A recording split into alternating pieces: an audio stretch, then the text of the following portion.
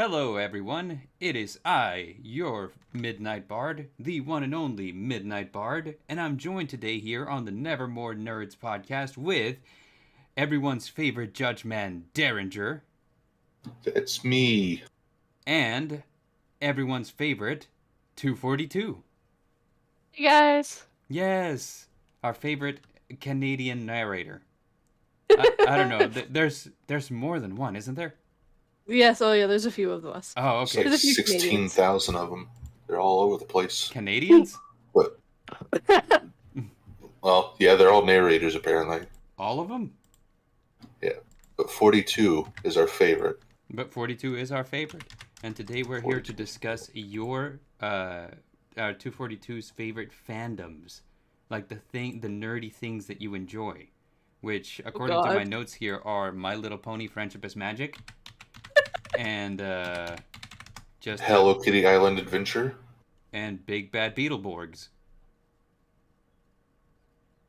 That part is I know what all that is.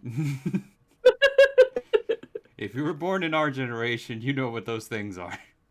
Yep. Yeah.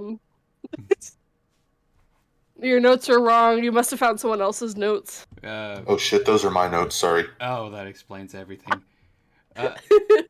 For a second there, I was like, all of these things are cool, but are these 242's things? I just got caught up real hard there. I said 242's things. I just realized this is going to be a bunch of puns, isn't it? What is? Yeah. Just you and 42 are just going to be saying puns the whole stream. Probably. Are you a pun person?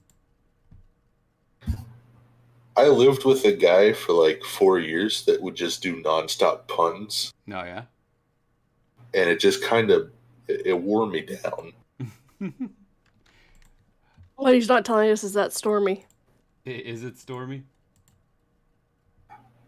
I see we No. have Hair Racing Narratives and Patience G in the chat. I want to say hello to them. You won't. Hello, Patience. Hello, Harris Narratives. Hair Racing Narratives and I are Texas narrators. Yes, you are. Yeah. But he lives very north of you, if I remember correctly. Yeah, we keep getting tagged in Texas things. Like, yes. PA just literally surprised. tagged me into like this thing where he's like, these are the cowboy boots if you move from Texas to Florida, and it's like a cowboy boot hybrid with a flip-flop. Oh god, no. I was Oh, like, gross. style and function. That's exactly what I'm all about. Hey, PA Nightmares, welcome. PA Nightmares has arrived. Another Texan. Another Texan. Yeah, pretty much at this point, all of America is just Texas. Yeah, I mean, like, that's how we kind of work things here, is that, you know, if you're not a Canadian narrator, you're a Texas narrator. That's just the way that works. Except for Raven. Raven is a Kansas narrator. Kansas is just northern Texas. Yeah, It's pretty much the northern Texas, yeah. Northern Texas with different toast. You see, I can't take a tornado down to you, and it would be funny. It's more funny if I say I take a tornado down to meet Raven. Doesn't work. We got tornadoes all the time. It was on an episode of King of the Hill. Yes, but do you have a famous movie where someone got swept up in a tornado? Yes. And went to another land? Mm-hmm. Texas. We have a famous tornado movie where sharks get swept up in a tornado and then thrown at people. That was in California, though. California's just I've never western seen it. Texas. Yeah, California's just West Texas. It's signed in. Plus, we got a lot of people from California moving to Texas recently. That's kind of weird. Because it's expensive there?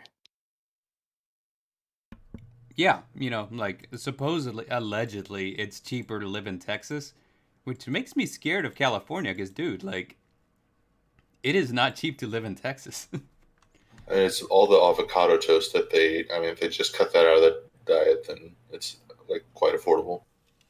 That avocado toast, though, gets you, though. It's like Texas toast, but minus the garlic. Hey, some avocado toast has garlic. Sorry. Texas avocado toast. Hear me out. Yeah, Just, like Texas toast, but avocado. Like it's made out of avocados, No. or it Like, has avocado. it has on top. avocado on it. Yeah, I'm So pretty it's- sure it's been done. And you know how we like the what's it called? Sometimes we'll make sandwiches, but like the sandwiches, instead of having bread, have two pieces of Texas toast. So it's not like a bun, but it's like two pieces of Texas toast. That, but avocado toast. So just like a Texas toast, avocados, and then another Texas toast. That's Texas sandwich. Yeah.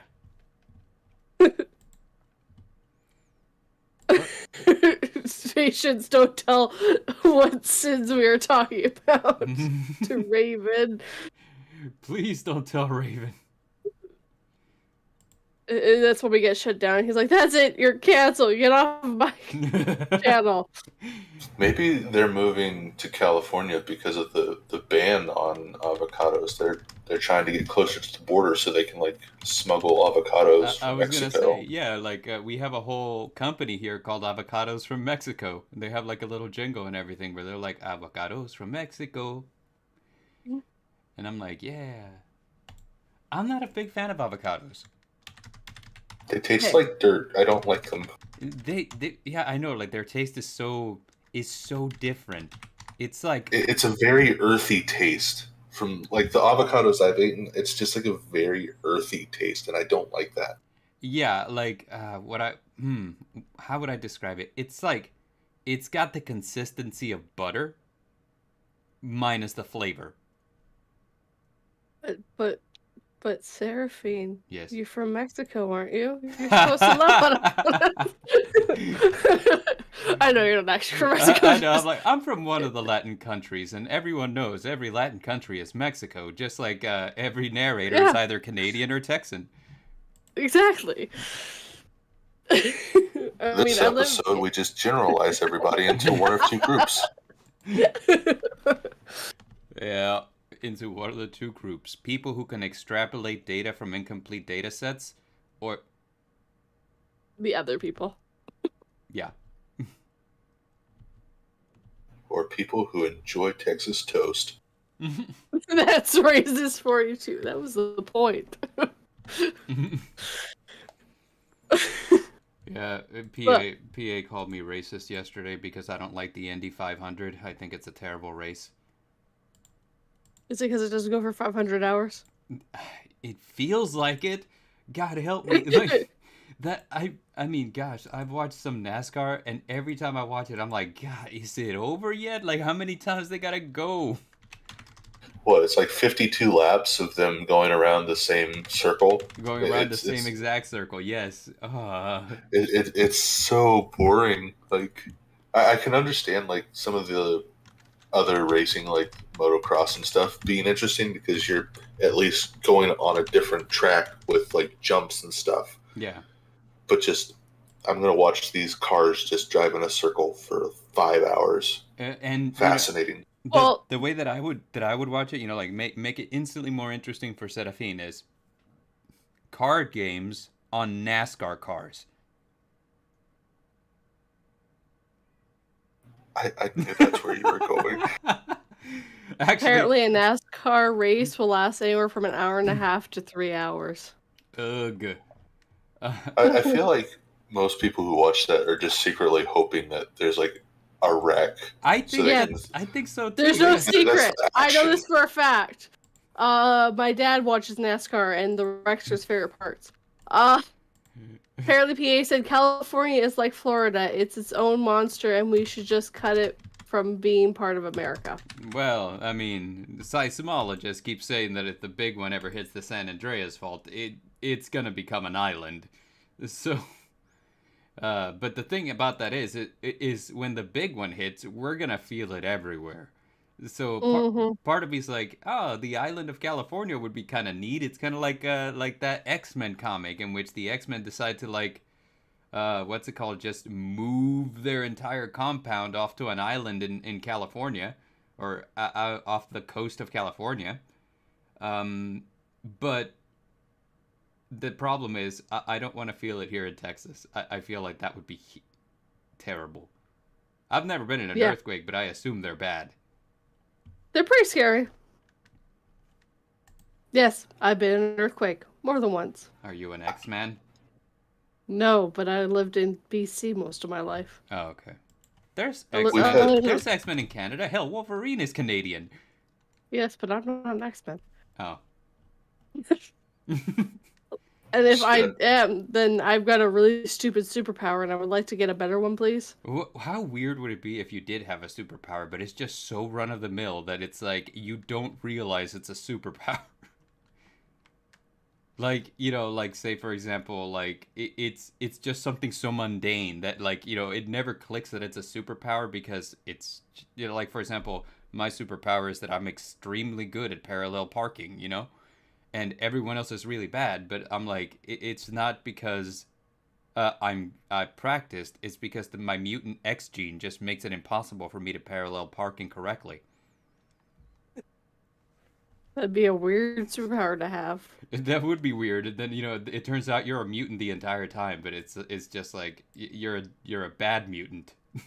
this is a terrible mutant power. You're a bad mutant and you should feel bad. Well, I mean, he'd be a great driver. You know, I was gonna say you'd be like terrible like superhero, but fantastic like driver. Can you picture this? You know, like the X-Men like needing to get to a mission, but it's in like, I don't know, downtown New York or something. And it's like, all right, well, where are we gonna park? And the X-Jet can't fit in the narrow streets of New York. And I'm like, my time has come. Everyone to the X-Men. Beer. Everyone to the X-Men. I'll parallel park this bitch so well. How did it fit in there? It looks like it's squashed, but it didn't hit anything. Don't ask questions.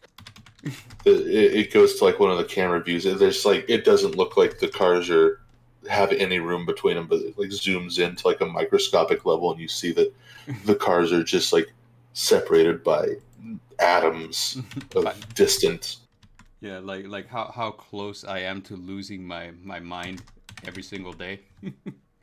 Like, this is how close I am to losing it. Atoms away. Atoms One little away. atom moves, and I'd friggin' lose my marbles. What's it called? That just kind of reminds me of that one X-Man that has like the most unfortunate name. That, you know, his power is he generates these little golden spheres from his body. And they're bouncy, you know, they're like, you know, these rubber super balls, and he just basically like generates them and uses them to bounce off walls and hit enemies in the face. But they're golden in color, so like everyone started calling him Gold Balls, and he's just like so upset about it. You know, like, there's been comics where he's like, all right, what's it called? To-do list. Find out what's causing this problem. Point number 2, make sure the name Gold Balls doesn't stick. And it's hilarious. Apparently, hair-raising narratives would like to know why do you have the dual thumbnail if there's no dual today? Oh, the dual thumbnail is just like the one that I have right now. I'm in the process of making a bunch of different ones. Like, I have a Pokemon one that I have a sketch for. I have a Digimon one that I have a sketch for. I have a Dragon Ball Z one. The thing is, I am a very slow artist. And this It takes also doesn't help that your stuff broke. Yeah, it doesn't help that my stuff broke. Now, I've gone ahead and installed all the stuff necessary to get started again on my wife's computer, since hers is nicer and less likely to break. But I just... It's difficult because you know how, like, whenever you have your room is organized the way you like it. But then when you go into somebody else's room, they have their own organizational method, and it drives you nuts. Yes. Yeah, so like whenever I log onto her computer, it's a different world entirely. And I'm like, this makes me uncomfortable. So it's in the process. I'm making different ones. I'm just like really, really slow at it. So I'm super excited now for. I want to see the Dragon Ball Z one because I want to know who I am. Yes. Because I can only think of like two fat guys from Dragon Ball Z. That's Majin Buu and Android. Is it 17? No, 15, 16. The big white clown dude. I was just making you Piccolo because I don't know what you look like IRL. Oh, I'm fat, so. But I'm fine with Piccolo. I mean, Okay. it's special beam cannon. It's awesome. Yeah. Just make him a fat Piccolo. There you go. Oh man, like Guru. Guru was my favorite character in Dragon Ball Z Abridged. That's Lord Kami Guru to you. It's like, I'm going to touch the power within you. And it's like, I need an adult. I am an adult. Oh. I love Abridged. Yeah, Abridged is the best, man. I freaking love it. It's a shame that they got burnt out on doing the series before they got to the Boo saga. Oh man, but I mean, I can understand it. Because in my head, I'm like, Boo is gonna be a gold mine for comedy with these guys, and yeah, they got burnt out, and I was like, oh man, that sucks. I really wanted to see what you guys did with that. Yeah, and a lot of them have gone to become actual voice actors now too. I know. Speaking of which, your favorite bard just reached out to a agency who may or may not start representing him. Well, give us their information. If they may not, I have a baseball bat that I can go talk to them and persuade them to may let you work for them. If they don't, I have a sword. So. Gosh, I feel sorry for this talent agency if they decide not to represent me, because like the entire community will show up with improvised weapons. We will break their kneecaps, and you will have a job. It would be like tons of narrators to show up. Who the fuck are you guys? We are narrators. You did represent Seraphine the Midnight Bard. This is your punishment. I kind of picture. I'm gonna write it down while we do it. Hold on. So a group of narrators showed up.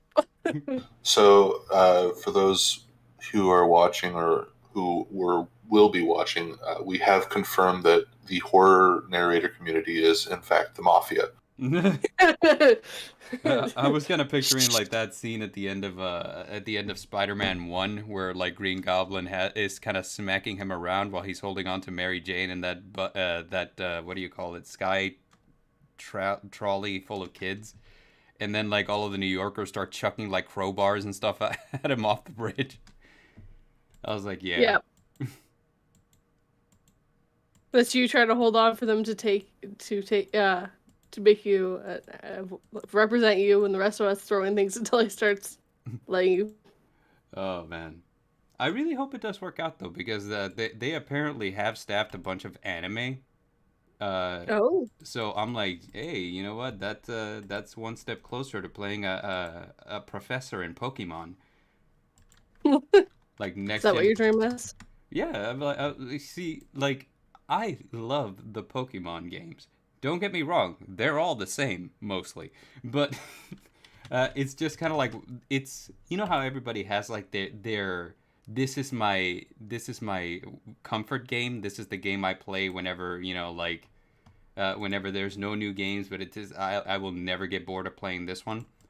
So Pokemon is like that for me, you know, like every time there's a new Pokemon game, I will get the new Pokemon game. And for the most part, the mechanics don't change a lot, but except for the new one. Oh, except for the new one. That new one is just like, wow.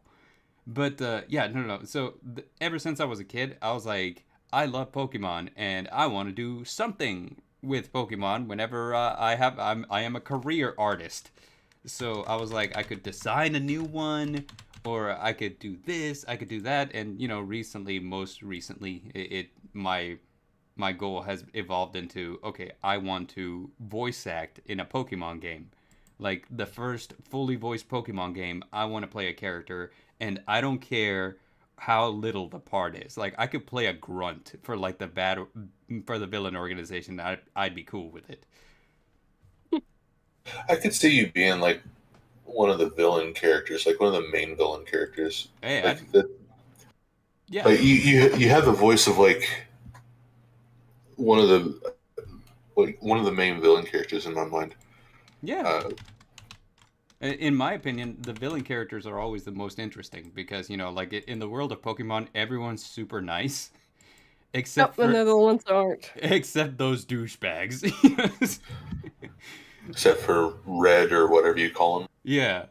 So it's kind of like everyone gets along excellently in Pokemon World, except for the people in the villain teams. Fuck those guys. Working every day. If you don't name your rival Dumb Ash, then you're doing it wrong. No, I always name mine Ass Butt.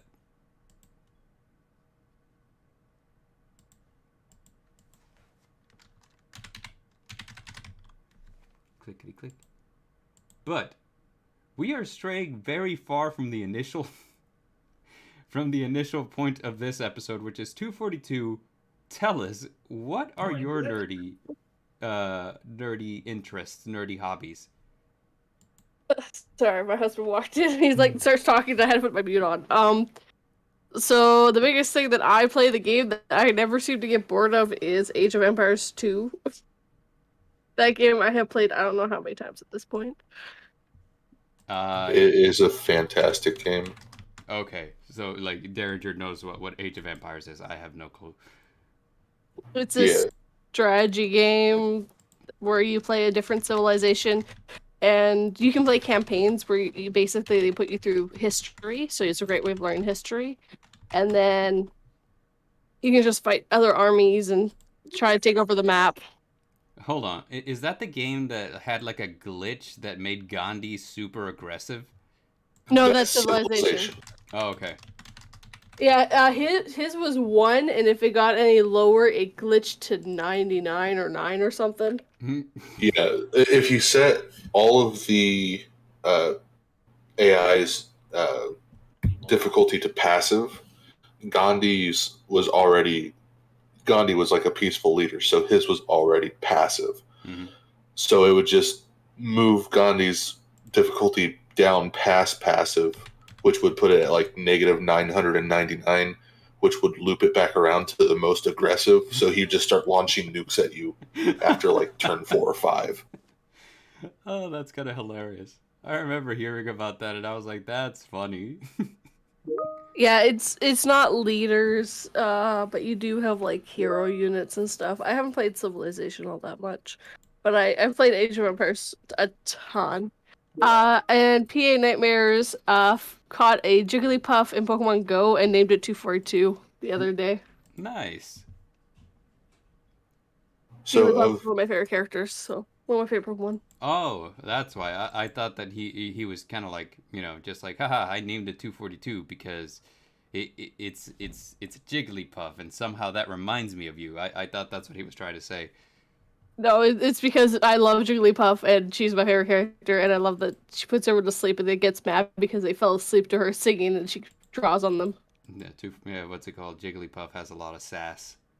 Mm-hmm. And I dig it. Its evolution is weird looking, though. I don't like... Wigglytuff. Yeah, I don't like... Igglybuff is kind of cute. Jigglypuff is cute. And then Wigglytuff is just like, no. You know which Pokemon has the same problem is Marill. Because I think Marill is cute, I think Azurill is cute, but I don't like Azumarill. I don't remember which one Marill is. That's like the little water ball? Yeah, little blue water ball. It's the little blue water ball, yeah. And surprisingly, their evolutions kind of take the same route almost, because, like, Jigglypuff and Marill are kind of spherical. And then their evolutions are just, like, oblong, round looking with bunny ears. Yep. Yeah. Except one's water and one's normal. Actually, they're both fairies now. Okay, when I played, there was no such thing as fairy, so shut up. I saw a video the other day that it's like the theory that the Clefable line is just the same as the Haunter line, but it's after they pass. And they're like, yeah, these fairy type. And I was like, it's what? Hmm? They're normal types. Not I don't know what you anymore. mean by fairy. Ever since what's it called, Pokemon X and Y, there's a bunch of stuff that is fairy now that wasn't fairy before. And Yeah, I'm sorry. Wigglypuff and Jigglypuff are normals, and they're nothing else. I actually kind of like them as fairy because now they're immune to dragon moves, which is awesome. Kind of True. imagine like what do you call it, like a Gyarados using Dragon Rage and a Jigglypuff just being completely unfazed. Like, okay. What was So- that? Are normal Pokemon even a thing anymore? Or Yeah, there's normals. They're just normal Pokemon, like the way that I see it, is just an animal, you know? So like Tauros is a normal Pokemon. so those are the ones we eat, is what you're saying. Kinda, like they're the ones that have the least Pokemon traits. Like they're just an animal that's been stylized. So a lot of birds are actually just normal because, it's really hard to make a bird just like more than just a bird, Makes sense. Yeah.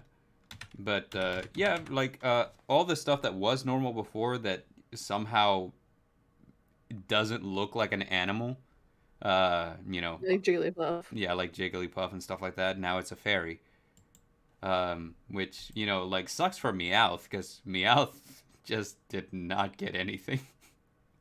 No, Meowth is still just normal. Meowth is still just normal, so is his evolution line. He does have two alternative versions though. You got the Alolan Meowth, and you got the what's it called, the most recent one, the Galarian Meowth, which that one's cool because he's steel. Wait. Togepi's a fairy now? Togepi's a fairy, yeah, which makes Togekiss that much more frustrating to deal with. I just started looking up what fairies are, and I'm like, holy shit. Mm-hmm. There's a lot of fairies. Oh yeah, no, there's a whole bunch of them. And I still think they did poor friggin' Charizard dirty. They still haven't made him a dragon. One of his Mega Evolution forms makes him dragon. So, like, if you got Mega Charizard X, he's a dragon. Yeah, but it's just like, really, he was one of the few original Pokemon that looked like a dragon, and you still haven't given him a dragon subtype? Are you kidding me? Yeah, it's like, yeah, way to go, like, correct a bunch of Pokemon, but leave Charizard as a fire flying type 4 times weak to rock. Yeah, get wrecked. Okay, I was aware of like the Alola and Galarian things. I'm upset that I looked up what a Galarian Meowth is. He looks so messed up. It looks like a smiling pine cone. I don't like it. He like, the way I see it is, okay, so like the Alolan Meowth and the regular Meowth are definitely house cats. The Galarian Meowth is definitely one of those really sussy strays that you're like, I don't know where you came from. I don't know if you have fleas. I don't know what diseases you got. Approach with caution. Well, the Alola one just looks like a recolor, where the Galarian one just it's nightmare fuel. Yeah, and there's He's kind of cute. I think he's kind of cute, yeah, but there's a lot of things to be said about the Meowth line. Like, for example, normal Persian, I think, looks the best out of all the evolutions. Alolan Persian, there's a problem there. Yeah, there is. That face is wrong. The face is wrong. I'm gonna regret. Oh God, I'm regretting looking up. The Galarian one looks. Is this the Galarian one? The Galarian one isn't a Persian; it's a Berserker. Oh my God, it's so ugly. So the thing I'm looking at, like the gray cat, is the Galarian. It looks like it has a beard and is wearing a Viking's hat. Yeah, so he's not even called Persian. He's Berserker. He's supposed to be like a Viking, yeah. Look how I caught that up without having to Yeah, I found it 100%. Oh my god, that is so ugly. And there's an evolution for Meowth where it makes it super long and tall. Oh yeah, his Gigantamax form. Oh my Right, god. he's supposed to be the meme of Long Cat. Oh my god. Pokemon, what have you become? They're like, we're just playing into the memes now. This upsets me. What, Long Meowth? The Berserker. Berserker. Yeah, well, the whole, except for the original Meowth, is kind of upsetting. Yeah, There's like, a Loa Persian looks like it wants to do bus stuff with an unwilling participant. oh no. That's what PA said. It's sad, but I have to agree with his statement. It does not have good intentions, and it is not. And it It's- shows. It's not welcome anywhere near my house. Here's the thing. You mean you're not gonna put it up on your fridge for the world to see? No. Whenever they announced the Alolan Meowth, I was like, okay, the Alolan Meowth looks kind of interesting, and it's a dark type, which is great because I could absolutely get into a dark Meowth or a dark Persian. And then they showed what dark Persian looks like, and I was like, oh no, oh that ruined it. I can't. Yeah, again, it's that face. So Meowth looks pretty much the same. So they could have pretty much done the same thing with Persian, but they didn't. They gave him like this round face where he looks like, yes, I'm going to do something to you. Yes, human. That shiny vase that you have on the stand, I'm going to knock it down when you're not looking. I say, human, you've forgotten to scratch behind my ears and feed me treatsies. You must die now. Now, and Alola has a weird thing of like the messing up the faces too, though, because I mean, it's not just the Alolan Persian. Look at the Alolan Raticate; it's the same thing. God. I will say that when these first came out, I do remember I saw the Alolan Executor, whatever one, the giant palm tree. Yes. I was like, that it's stupid, but I like it. Same, like I got in with all the memes, like where everybody was doing Attack on Titan, but it was instead of like the Colossal Titan, it was just the new Executor looking over the wall. Yeah. Oh, the Raticate's he's all chubby and cute. He's got the big ass cheeks. Oh my god, the big ass cheeks. It's like he's just like eating a bunch of food and he's storing it in his cheeks. I like the way the Alolan Rattata looks. The Alolan Raticate, to me, I was like, it looks like what happens whenever you're like, hey, copy my homework, but change something so it doesn't look the same. So they just gave him fat cheeks. He's got the chubby cheeks though. Alolan. That's actually one of the Pokemons I got back into, and then I fell back out of it. It's just, yeah. It's a fun game. I mean, like, it's fun, but you gotta, like... Pokemon is weird in that it's always as challenging as you make it. Like, this could be an extreme breeze for you, or you could decide to, like, just make it nightmarishly hard. And both are good ways of playing it, So Yeah, the Nuzlocke. Oh my god. Yeah, the Nuzlocke. My husband does Nuzlocke. The Nuzlocke, or your boy used to compete in Pokemon tournaments, and Pokemon like Yu-Gi-Oh. I'm really good against my friends. In competitive settings, I am not that good. So that's kind of like that's kind of the dilemma that I have with Pokemon. That during one of the competitive seasons, I mean, man, I was just losing left and right. It was bad. Then again, Apparently, Hair Raising's favorite Pokemon is Haunter. Haunter is cool. I couldn't imagine why Mr. Hair Raising Narratives, who has a ghost for The ghost Pokemon are just cool, and they've got like so many new ghost types that are just really, really awesome. I'm looking up Galarian and Alola Pokemon. I don't know how I feel about the Weezing with giant top hats that are smokestacks. Yes. I like it, but I don't know.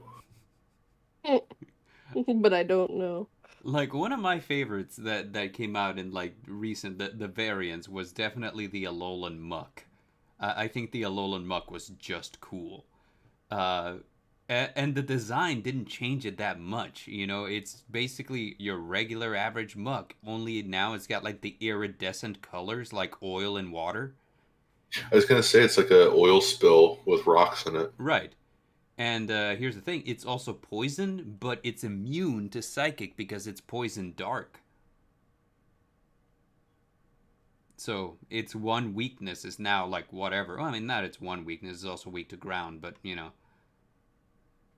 This was Pokemon's like way of doing a PSA about an oil spill somewhere in the like Hawaiian region or something. It was like supposedly, and I might be completely off on this because I'm just recalling it from memory, not like looking it up right now. But I heard that supposedly Hawaii made efforts to clean up like their environment, you know, to clean up pollution, make themselves like as green as possible, since you know they have limited resources, being an island state.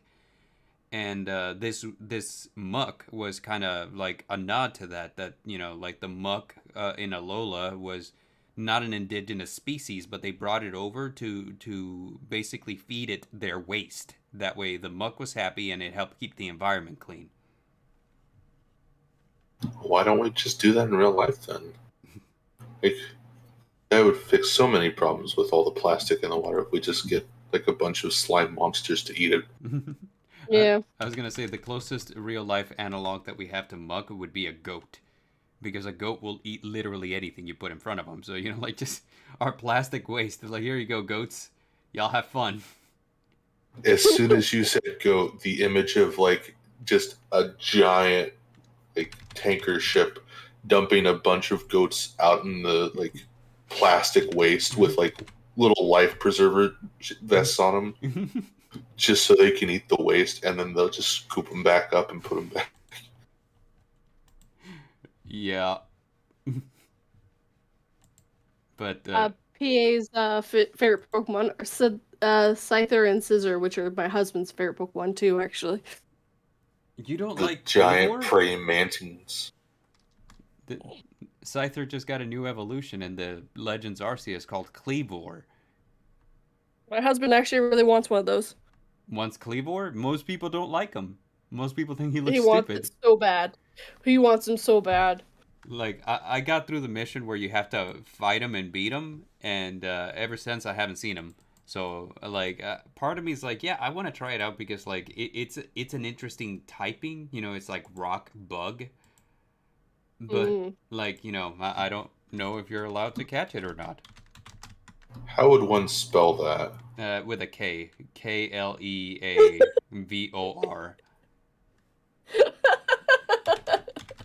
I just want you to say with a K and just leave it there. How would you spell that? With a K? Please elaborate. No. It doesn't even have cleavers for hands. It has battle axes for hands. It looks metal. It looks metal as fuck. But I mean, if you're gonna call it Cleavor, give it cleavers. No, Scyther had scythes. Scizor had like scissor hands. Yeah. Cleavor has battle axes. I think he looks cool. I think he has an interesting typing. A lot of people don't like the way he looks because they're like, he doesn't look anything like Scyther. I was like, technically neither does Scizor when you really think about it. I mean, like, only in like the vaguest of senses. And also, he's kind of a rock type, so you kind of have to like, you know, make him look more jagged, I feel. They need to give him another evolution where he just has a gun. Gunner. That was everybody's what's it called, joke whenever Pokemon Sword and Shield was announced, that, you know, like how Pokemon usually releases two versions and then a third version that combines the two. Everyone was like, it's gonna be Pokemon Sword and Shield and then Pokemon Gun, I would have paid any amount of money to get a new console just to play Pokemon Gun. The best part, and I don't know if you guys are aware of this because it's something that the Pokemon community does not talk about because these are the worst designed characters ever. But in Pokemon, in Sword and Shield, after the end game, so like this is like the extra content. There is a quest where you have to like get like the pieces for the legendary Pokemon from two trainers whose names are Swordward and Shieldbert. And oh my god! don't Google them if you value your sanity, because these are the Good thing I don't. So Swordward and Shieldbert are, in my opinion, I'm like, wow, you guys, like, who designed these? Why would you? Why do they look like that? I know. Why? I'm not okay with this, Bard. Why? Why would you do that to your hair? Why?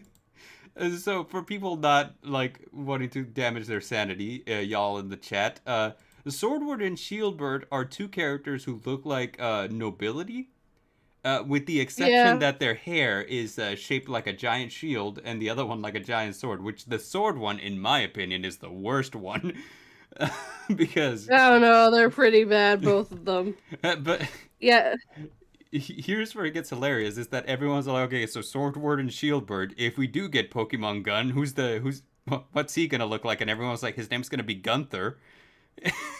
The guy just has like a literal pistol just sticking up off his head. Oh man, this is like the worst thing I've seen in my 28 years of being alive. Yeah, it's not a great character design. It's really bad character design.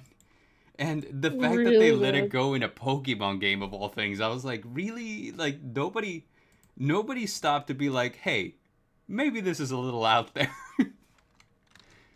I gotta feel like the person who designed the characters were like, yeah, this is gonna be cool. People will love this, and then just nobody. Nobody no likes one. it. Or like, he had gotten like his notice that he, like Friday was his last day, but he had one last project and he decided, you know what? Yeah, okay, I'm fired, but I'm going to leave you with a doozy of a character model here. He didn't read the last line. Like the note was like kind of folded. It said Friday's your last day, and it was folded and it said to be an artist, you're getting a promotion, and then he got fired because he did this.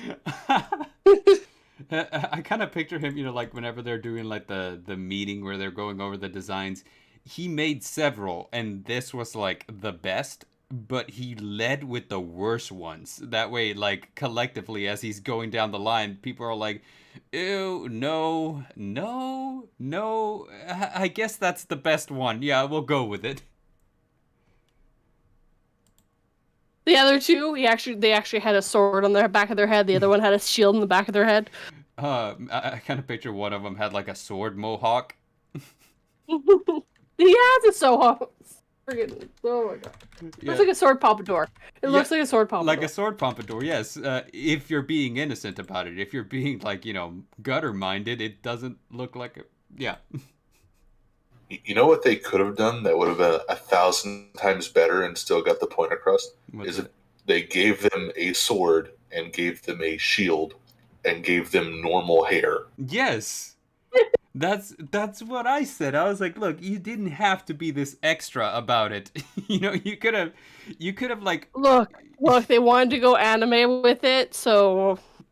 That's what you get when you go a little too anime with some things. Yeah. I say this is going far past anime at this point. Yeah, this is... I said they went past anime. The guy who designed this was being super extra, and it's just like, I don't know, man. Like, he might have been like the son of like the person in charge of the project, so nobody wanted to tell him off. Like, just Yeah, so Swordward and Shieldbird, not my favorite. I don't think anyone's favorite.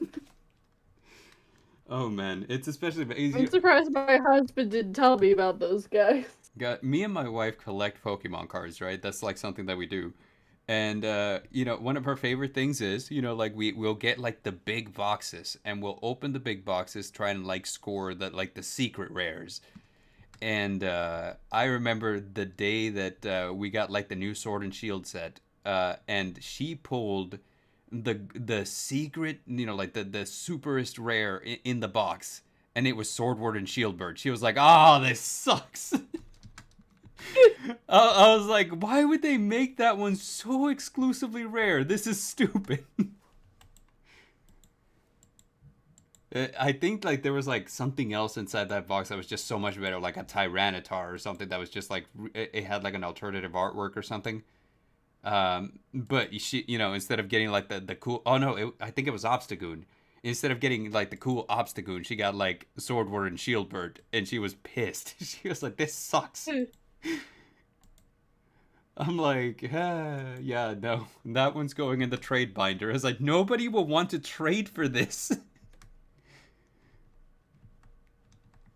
The little kid at the store be like, "Oh, look, I like these guys. Can I have him?" "Yes, free. Just take him. Yeah, there you go. He's yours." This card is 100% free for you, kiddo.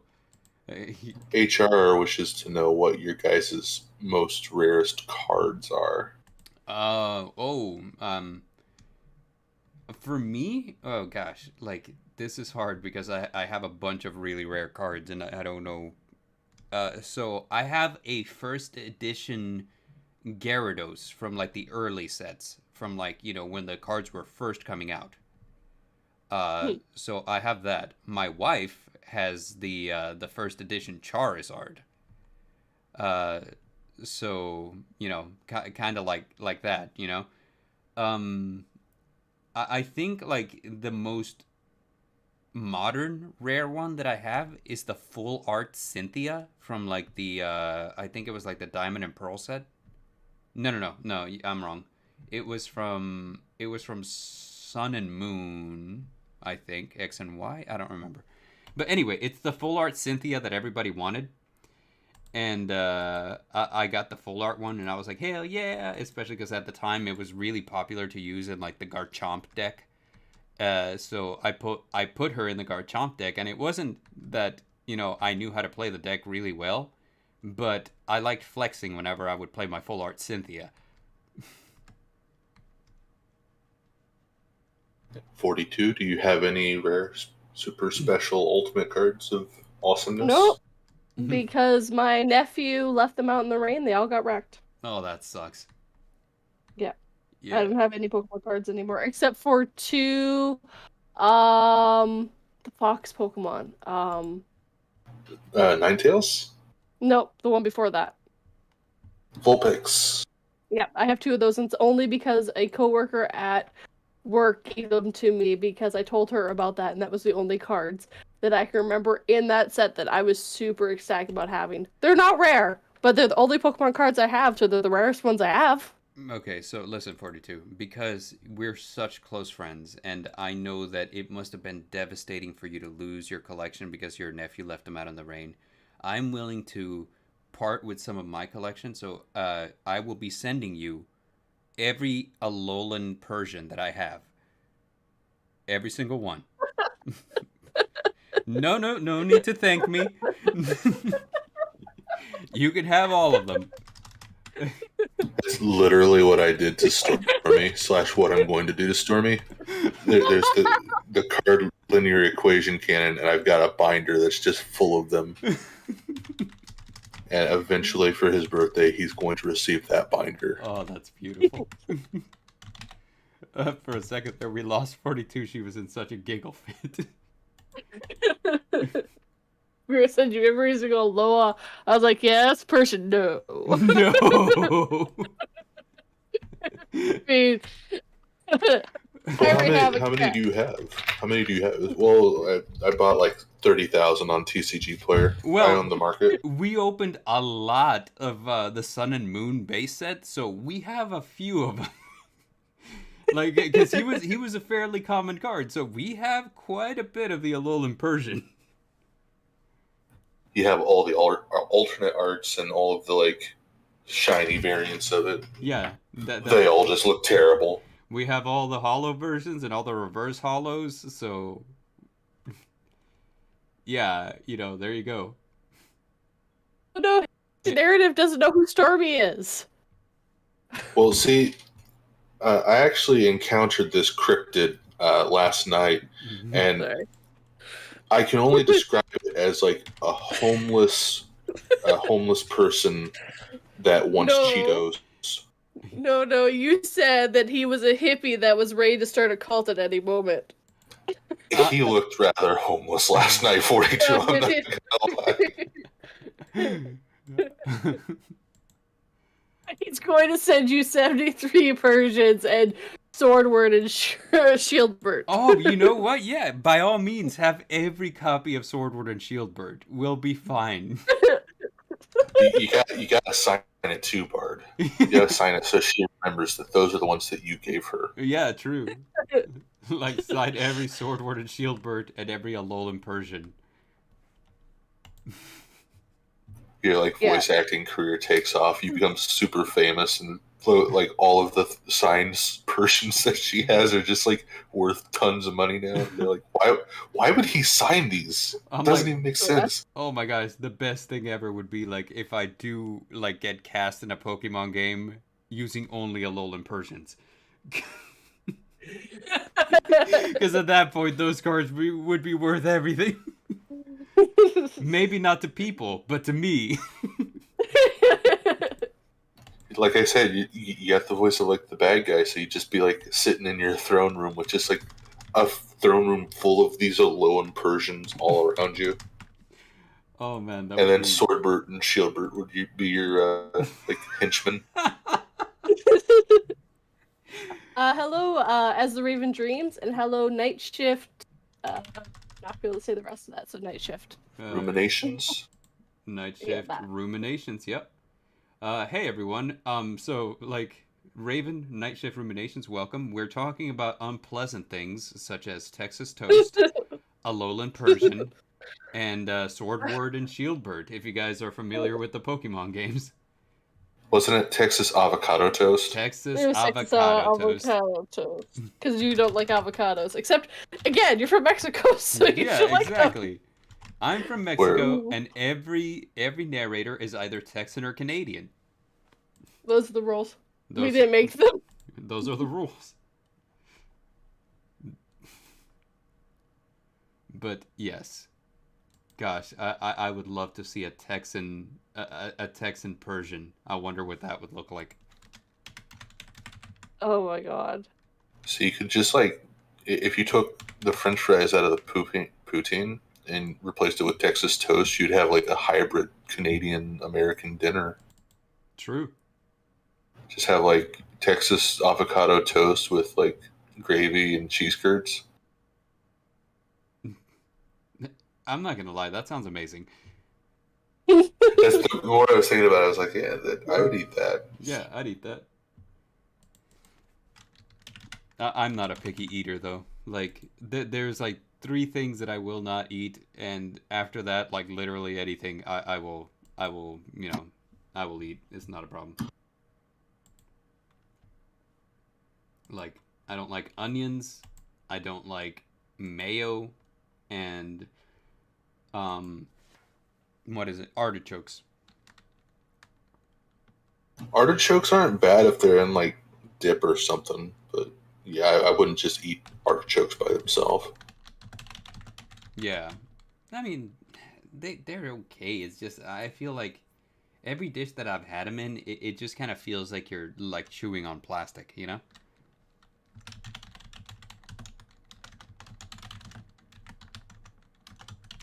So I was singing to Raven because he said, "I am Kansas." Sorry, I was reading the things. So PA chooses to be Canadian. Raven says he ceases to exist. I said Raven's the exception. He lives in Kansas, which is North Texas, but it's specifically called Kansas. So there you go. Because I have to be able to take tornadoes down to him. Jeez. Rules. I don't make them. Yeah, they're the rules. Everyone knows they're the rules. Yeah. When she says tornadoes, she means like the gas station tornadoes, like the delicious ones. No, I'm talking about a tornado with wind. What are you, tornado? What about a tornado? What about a tornado? Now, What I said. when you say tornado, like the gas station ones, what are you referring to? Because that's like something I've never heard of before. Well, first I'll address the tornado is like a tornado made out of gas station tornadoes, Yeah. which would be delicious. And then it's just like this little, it's like a tortilla shell thing that's wrapped up, and inside of it is a filling. They have like breakfast ones where it's like just a sausage link wrapped with like a pancake. Oh. They've got like pepperoni pizza ones. They've got buffalo chicken. They've got cheddar and bacon. They're delicious, but they're from a gas station, so it'll give you some kind of parasite that will kill you eventually, but they're good. I'm not sure about parasites off gas station stuff, dude, because, I mean, like, I eat gas station sushi on the regular, and I'm fine. I'm very fine. I mean, a few extra thumbs here and there, but, you know. Yeah, I get those gas station hard-boiled eggs. Oh, God. I'm not that brave.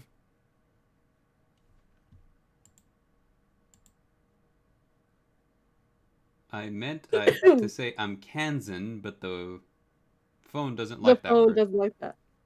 We Midwesterners call them taquitos. Yeah, Oh, how about taquitos? We Southerners call them taquitos too, yeah. So whenever you said Taquitos! tornadoes, I had no idea what that was. I was like, what is that? But whenever you said tortilla and it's wrapped and it has stuff in the middle, I was like, oh, it's a taquito. Okay. Taquito! He says we Midwesterners, forgetting that I'm a Midwesterner as well. Tornadoes, I think it's just like a brand name, though.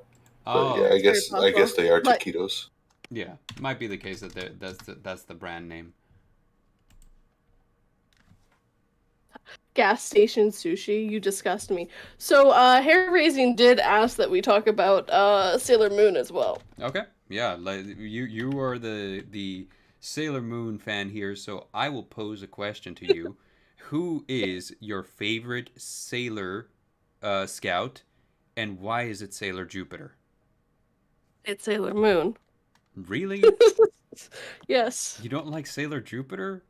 I like Sailor Jupiter, but Sailor Moon was always my favorite. I love Sarita. I know. Or Meatball Head?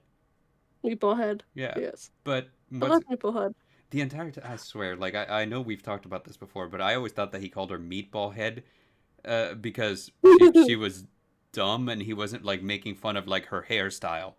Because yeah, This is meatballs and spaghetti. Right.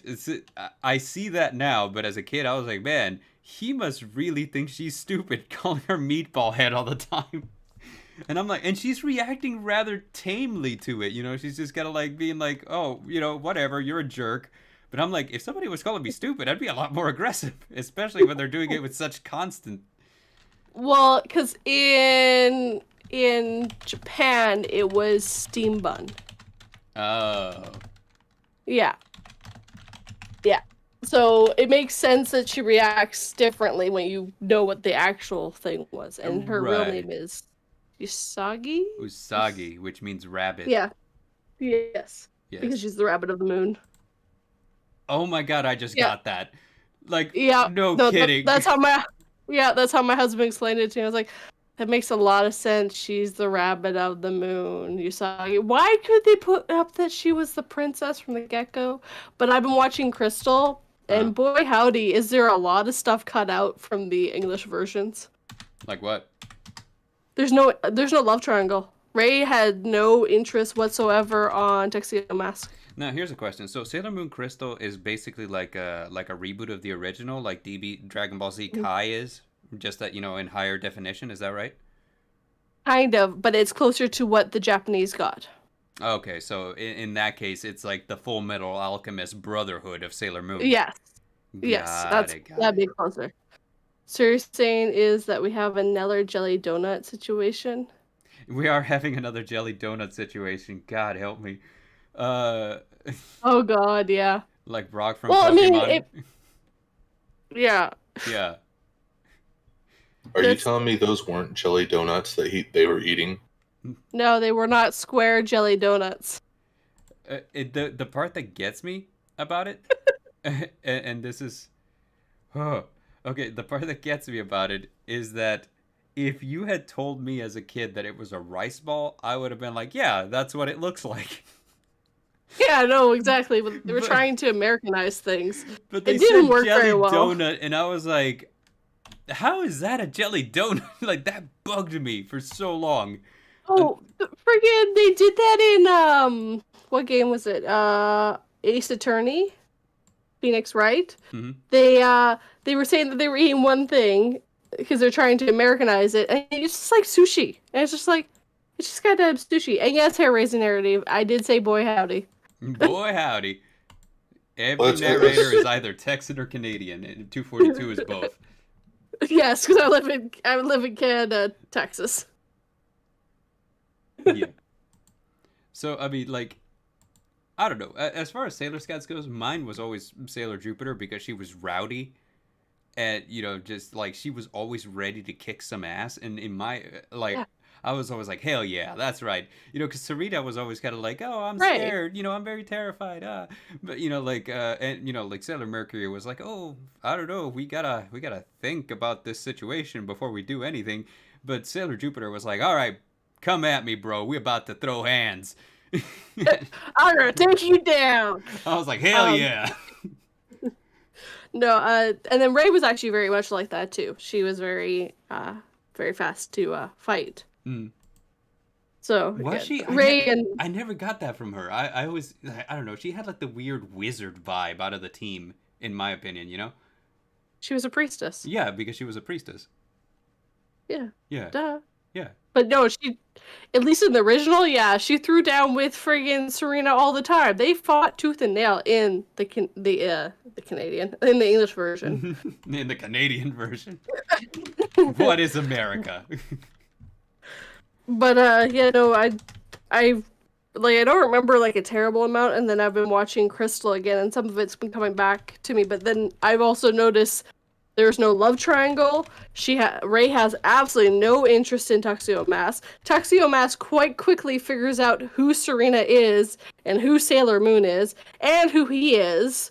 Like, I mean, it's kind of And obvious. I mean, like, this is the Superman conundrum all over again. I was like, dude, the costume doesn't hide any of the identifying features. You know who this is. yes, but well, the point, actually, they do explain that in the first episode. So, what it is there's magic around them so people don't know who they are. Oh. They can't recognize their face. Yeah, Got it. why. That So I makes more bet you sense. the same thing is happening to Sea of Mass. It's probably there's magic around him so you can't really fully recognize him. Okay, that makes more sense. See, like, this is the kind of stuff where I'm like, if you had taken 10 seconds to explain, I would not Yeah, have well, had as they much. do in the first. They do in the first episode, and only the first episode, where when Serena changes, she's like, "Oh my God, everyone's gonna recognize me," and Luna's like, "No, you're fine. No one will recognize you. You're okay." Basically. Yeah, because dude, like that used to drive me crazy. Like, kind of like the same thing, like I said with Superman, where it's like, how do people not know? And you know, like apparently in the comics, in one what's it called? One little monologue, Batman was like, yeah, well, you see, Clark wears clothes that are too big for him, so he looks, you know, kind of dorky. He also slouches when he's Clark, and he wears like glasses that change that you know, like make it so that when you're looking him in the face, the color of his eyes is different. You know, so like it's kind of like a character thing. You know, not so much like a. His disguise is that his personality and demeanor is just so much different as Clark than it is as Superman. And I was like, oh, okay, well, I mean, that's still kind of a stretch for me, but yeah, I'll take it. You know, that's it's something. But magic, I like that a lot better. But people do look similar. Like we've all kind of ran into like people that look similar to someone we know. So just because they look similar, I'd be like, But they act so different, right? So you're not gonna automatically assume that's Frank from accounting. Gosh, I'm gonna tell you this story because it is like so freaking weird. But okay, so me and my ex broke up a long time ago, right? And just recently, she got a new boyfriend, and she posted a picture with him on her Facebook. And here's the thing: we're still friends, we're not weird about it. But when she posted the picture with this guy, he looked freaking identical to me in this photo. And I was like, whenever she posted it, I was like, I don't remember going what's it called, kayaking in the river. I don't remember being there. I don't even live where she lives. How am I? And then it hits me. I was like, this is not me. I was like, oh, that's weird. And so I started looking at the other pictures of him. I was like, okay, so just from that angle, we looked freaking identical. But like, whenever like he turns his head, I was like, okay, so there's obviously differences. But I was like, oh, that's so weird. And I had sent it to like some of our mutual friends. I was like, hey, what do you think of this picture? And it's like, when did you go kayaking in the river? I was like, I didn't. And like whenever I explained to them, I was like, that's her new boyfriend, completely separate person. Everyone looks at it and then looks at me and they're like, oh, that's weird. Look, everyone has types. Clearly. She has a very her type is Seraphine.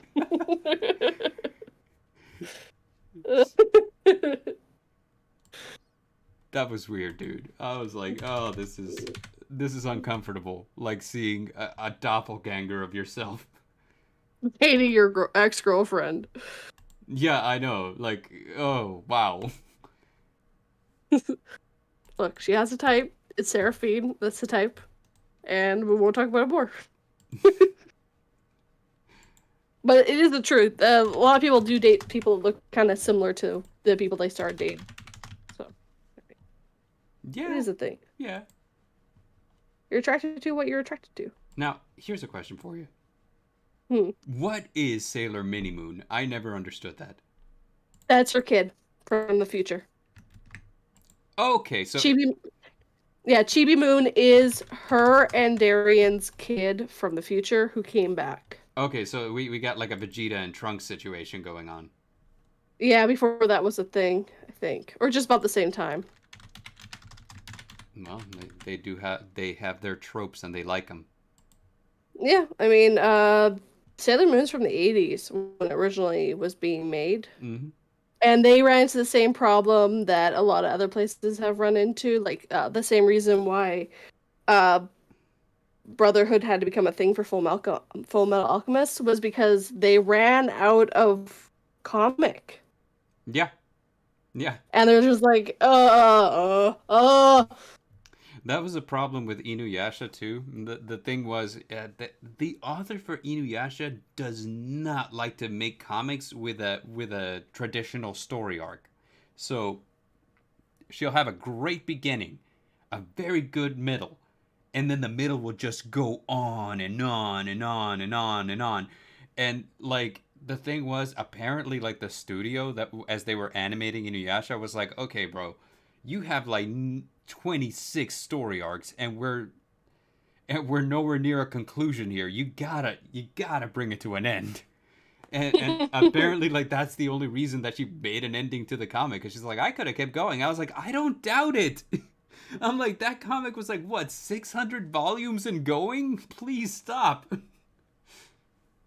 It's not the only one that's gotten that far. It's true. It's very true. One Piece. Oh God, One Piece. Oh. Yeah, actually, it's all been still going and still. Yep, it's not. This is all planned, apparently. Harry's narrative asked if that dude was Seraphine the Morning Bard. Oh, I wouldn't doubt it. Kayaking in a river, I would never. So. What about Seraphine the Midday Bard? Oh man, if he owns a deli, I'm done. You should message her going, does he own or work at a deli by chance? Just 30 different Seraphines for different times of day. Okay, hold on just a second. I gotta do something on the streaming software here. Give me a second.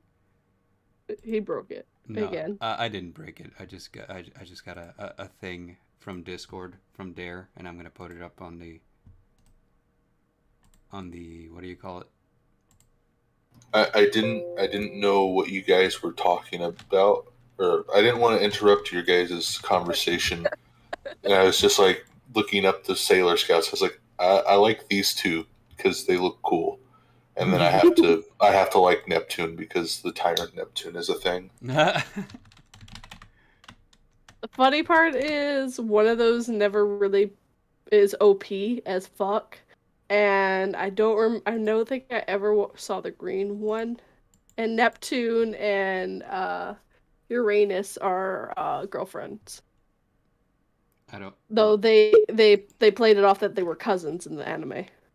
I know that the green one, like the all green one, is Neptune, and then I remember the black and green one is Pluto. Yes. And then the one in front is Sailor Moon, and that's about my extent of knowledge of this. So what I can remember, it goes Uranus from left, Uranus, Neptune, Venus, Jupiter, Sailor Moon, Mars, Mercury, and then I think it's those two always get confused. One's Pluto and one's can't remember anymore. Those two I never got to the point where they actually showed up properly. The green and black one is Pluto because I just got done looking up which ones they were because it's the 9 planets of this 8 planets and dwarf planet of the solar system. Well, see, Tuxedo Mask is the Prince of Earth, which is why Earth isn't on this. So it's why it's Moon instead of Earth. Oh. I was gonna ask you why it's Sailor Moon and not like Sailor Earth or Terra Firma or something like that. Yeah, that's why. It's because that's Damien. Damien was Earth, and the humans revolted, and stuff happened. Yeah, you're also missing Chibi. It says Raven in the chat. Where's Sailor Nibiru? You gotta wait until Raven. You gotta wait until the 5th summon. So by the time Sailor Mars is out on the field, you can Nibiru. Is Mars the 4th? No, because Earth is the 3rd planet. Saturn then. Saturn. Yeah. Sorry. Yeah. But by the time Sailor Saturn shows up, you can Nibiru.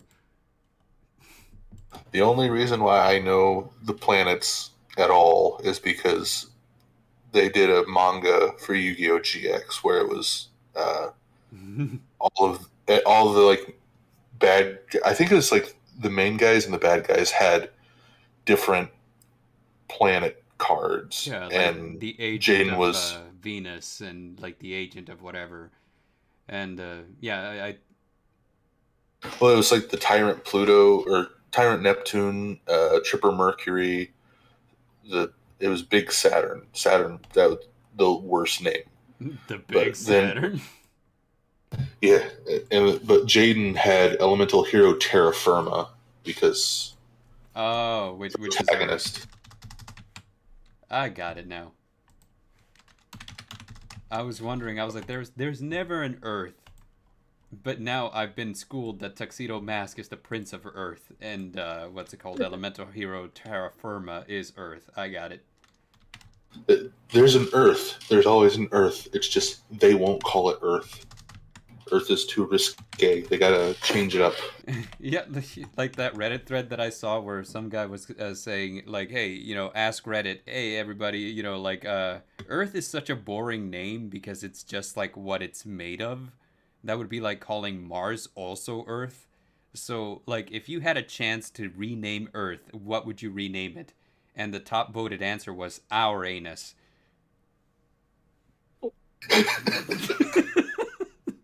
No, there's already enough jokes about Uranus. We don't need Our Anus.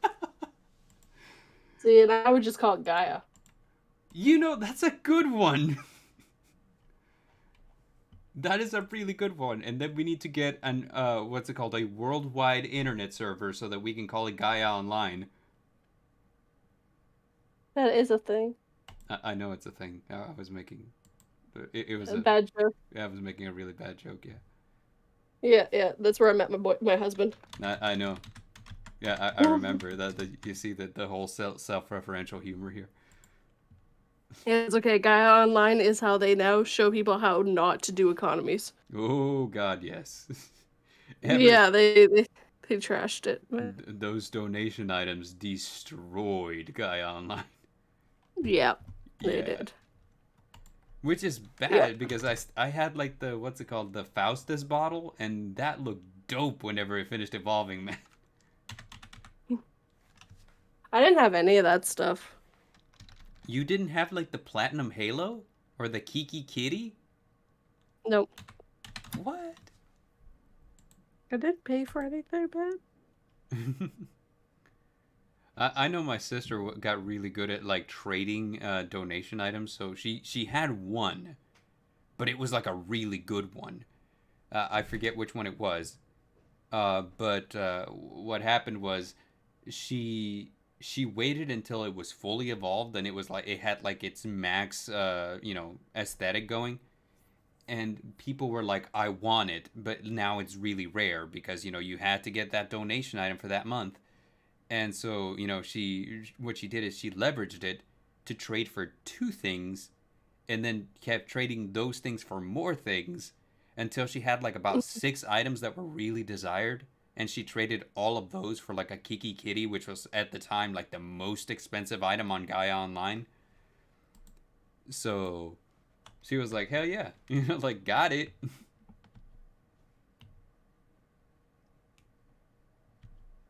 Yeah, I just had all the stuff you could buy out of the stores. Yeah, same. I mean, I was a poor person. I did make gold by what do you call it? By doing art. I would do art trades. So like I would Oh. make art and I would sell it to people for gold. So I didn't have like the broke people items, but I didn't have the rich people items either because, as you know, I am the slowest artist in history. If they had commissioned me to make the Sistine Chapel, we'd still be waiting for me to finish. I'm just saying. Just a bunch of like anime and stuff below those Sistine Chapel. Yeah, it would be. It would absolutely be just like random anime stuff on the Sistine Chapel. So I had a thought about these the Sailor Scouts here. What if they were to design their character model after like what the planet actually is? Because we were talking about like Earth is a name and it's just like Earth is made out of Earth. It's not that interesting. What if like Sailor Venus was just like highly corrosive, toxic person? Oh yeah, like make them match their namesake a little more. Yeah, because fun fact about Venus, it rains sulfuric acid. I Yeah. I know that like they're supposed to be like like alchemically matched with like their planet. So like Mars being the fire element in ancient astronomy and stuff like that. So she has the fire power. Yeah. And so that's kind of the Mercury is route. water. Yeah. So they took that route with it. However, I like your idea, and Like Pluto would be just, she would be like the blue one, and she would just be like ice, be her yeah, power. right. Assuming that ice is not already her power. I don't know anything about these other than I watched it when I was a kid. Actually, Uh, Pluto's is time. If I remember correctly. One of those two on the side controls time, and they will never properly work with the Sailor Scouts because their power is too OP. And I believe it's Pluto, the one with the green, because it's that staff that reminds me of it. No, wait a minute. That's actually really badass. I would be upset if I went from being like time wizard to being someone who just throws ice balls at people. Yeah, time powers are just inherently awesome usually. What was I gonna say about? So wait, what's Sailor Saturn? Guess isn't she like that big emo one? Like, didn't she have like the power of darkness or something like that? I can't remember. Are those like I only know the original few properly. Gotcha. Okay, because I was gonna say I know that for the most part I know what they got. Like Sailor Moon to me always felt like her power was magic. You know, like Pretty much. there's no concrete like element here. She just has magic. Um, Mercury obviously water, Mars fire, Jupiter electricity, which I thought was cool. Um, I think Venus was like what light or something. I And think so. I can't. I have no idea what the other two were, like the Uranus and the other one. The one that uses dark magic after getting kicked out of the Sailor Sketch just becomes Raven from Teen Titans. Edgy. Just went from being magical girl to edgelord. Yeah. I've heard a lot of people like because I frequent those subreddits where people argue over which anime character could beat who in a fight, and everyone is always saying like Goku could beat anyone, but there's a surprising number of people that are like Sailor Moon's power is cosmic. She could destroy Goku like without even trying. And I'm like how cosmic is her power? Because I've never gotten like a conclusive answer. Like they'll say like canonically, and then they'll start talking, and I'm like I don't follow any of this because I don't know any of this lore. But supposedly, like the universe is her power, which I'm like, holy crap, that sounds broken as hell. I figured this was going to come up eventually because it was Sailor Moon, and that's like one of the big things that everyone's like, oh, Sailor Moon can beat Goku. They wouldn't be fighting in the first place because they're both good guys. Is my whole thing with this. It's like people always say, oh, little SpongeBob could beat Goku because he can't take damage. And it's like SpongeBob's a sponge. He's also a dish sponge, not a. Yeah, he's not a sea sponge for some reason. But his parents are. His parents are sea sponges, but he's not. So weird. Now, that being said, wasn't there an evil Sailor Moon? I keep seeing like art of her like wearing a black dress and having pink hair and being evil looking. That's Chibi when she gets corrupted. What? Okay, so all right. So she's the Trunks of the story, but now she's evil Trunks. Yeah, she got corrupted by something that again, I was a really young kid when I watched this stuff, but she turned evil because a bad guy corrupted her into thinking something and wasn't true, and Sailor Moon brought her back and actually changed her back into Chibi. That's one of the things that I would hate if I had one of those powers that made me into an adult.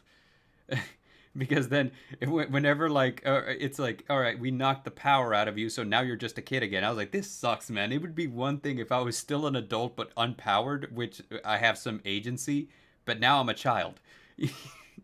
Like I keep thinking Shazam, like anytime they knock him out of his transform state, now he's just a 12-year-old. I'm like, I can't even drive myself to the scene of the crisis to see if I can do something. Goku from Dragon Ball GT. Yeah.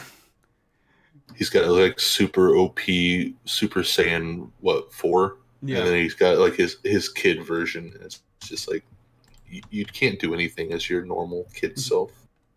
The funny part is, I laugh at that because my husband told me that when his wife Chi saw him, she's like, God damn, you were aging younger than me, and now you're a kid again. God damn it. Yeah, that is true. Because like Saiyans don't age the same way that like, and that's something that I gotta commend the what's it called, the animators and the comic book artists for sticking to. Because if you look at the most recent chapters of Dragon Ball, like in Dragon Ball Super, the recent anime, Bulma and Chi-Chi look significantly older, whereas Goku and Vegeta look the exact same. Yeah, because they're not aging as fast. Yeah. That's something that I found with like the Dragon Ball series in general, is that they tend to make a deal out of how old people are, so you have like a time reference. Because at the start of Super, it was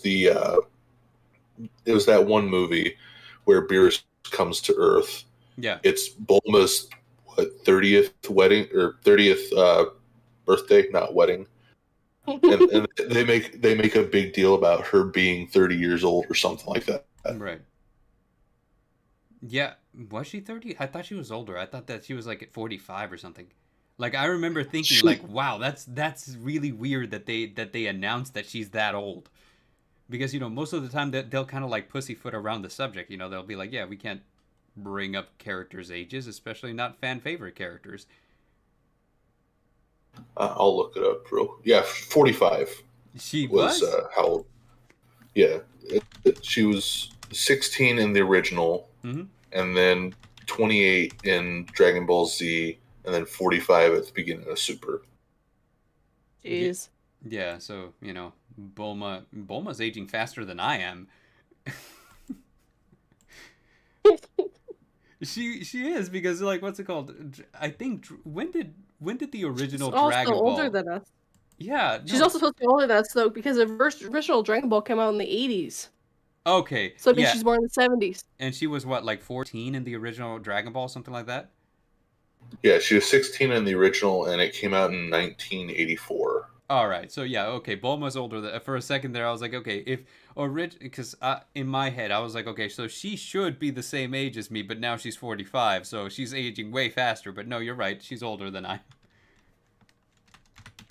Yes, she's just older than you, but, dude. Yeah, Nope. Not older than me at all. Nope, we don't have the birthday about the same time. yeah, we don't have the same exact birth month in the same exact year. I am the oldest one here. Uh-huh. You said you were My 28 earlier? my back aches, and my vision is bad. I have gray hair. I am so old. Why don't I believe you, Derringer? I remember when Persians looked normal. That's how old I am.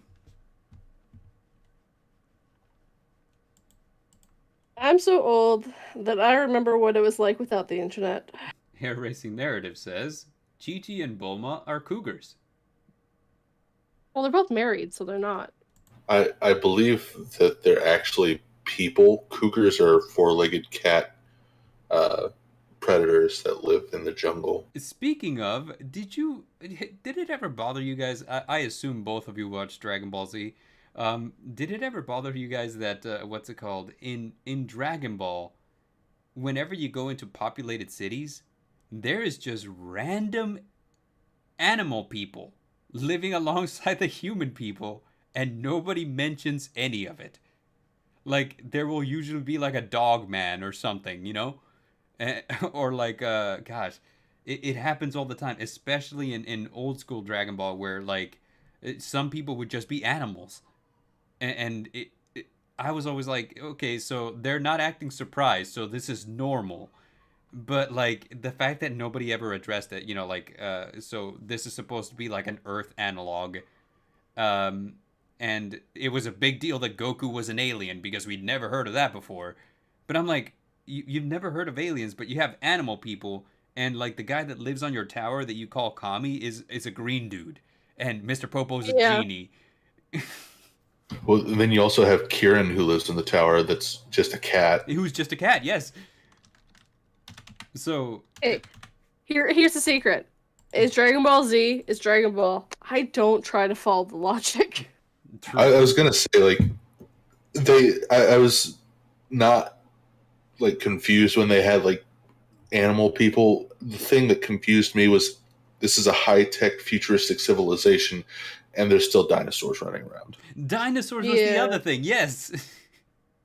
I was like, I know I'm leaving something out, and when you said dinosaurs, I'm like, there it is. There's dinosaurs and dragons.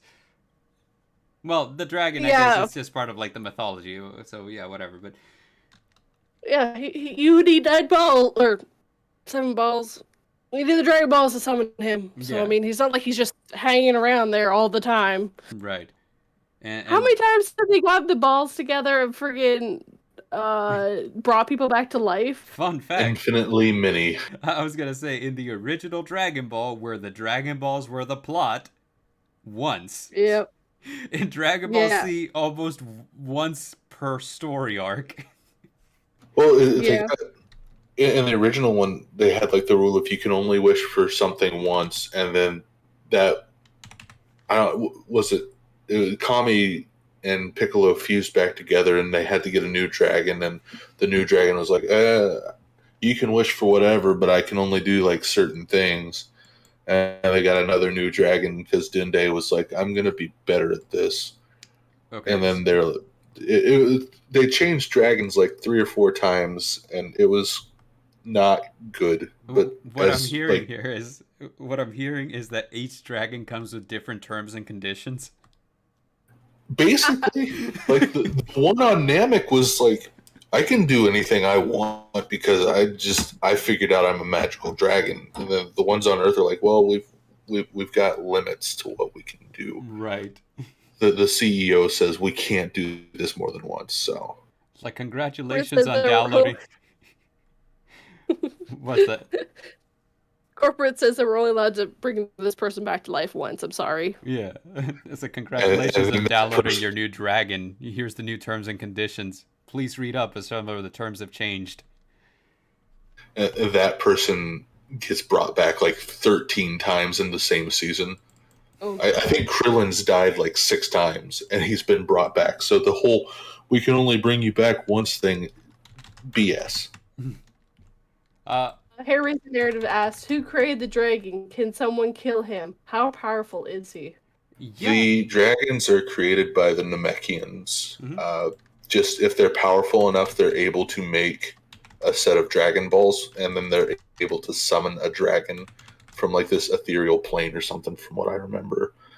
If you kill the Namekian, the Dragon Balls that they made go away. That's what happened with Kami when he fused with Piccolo.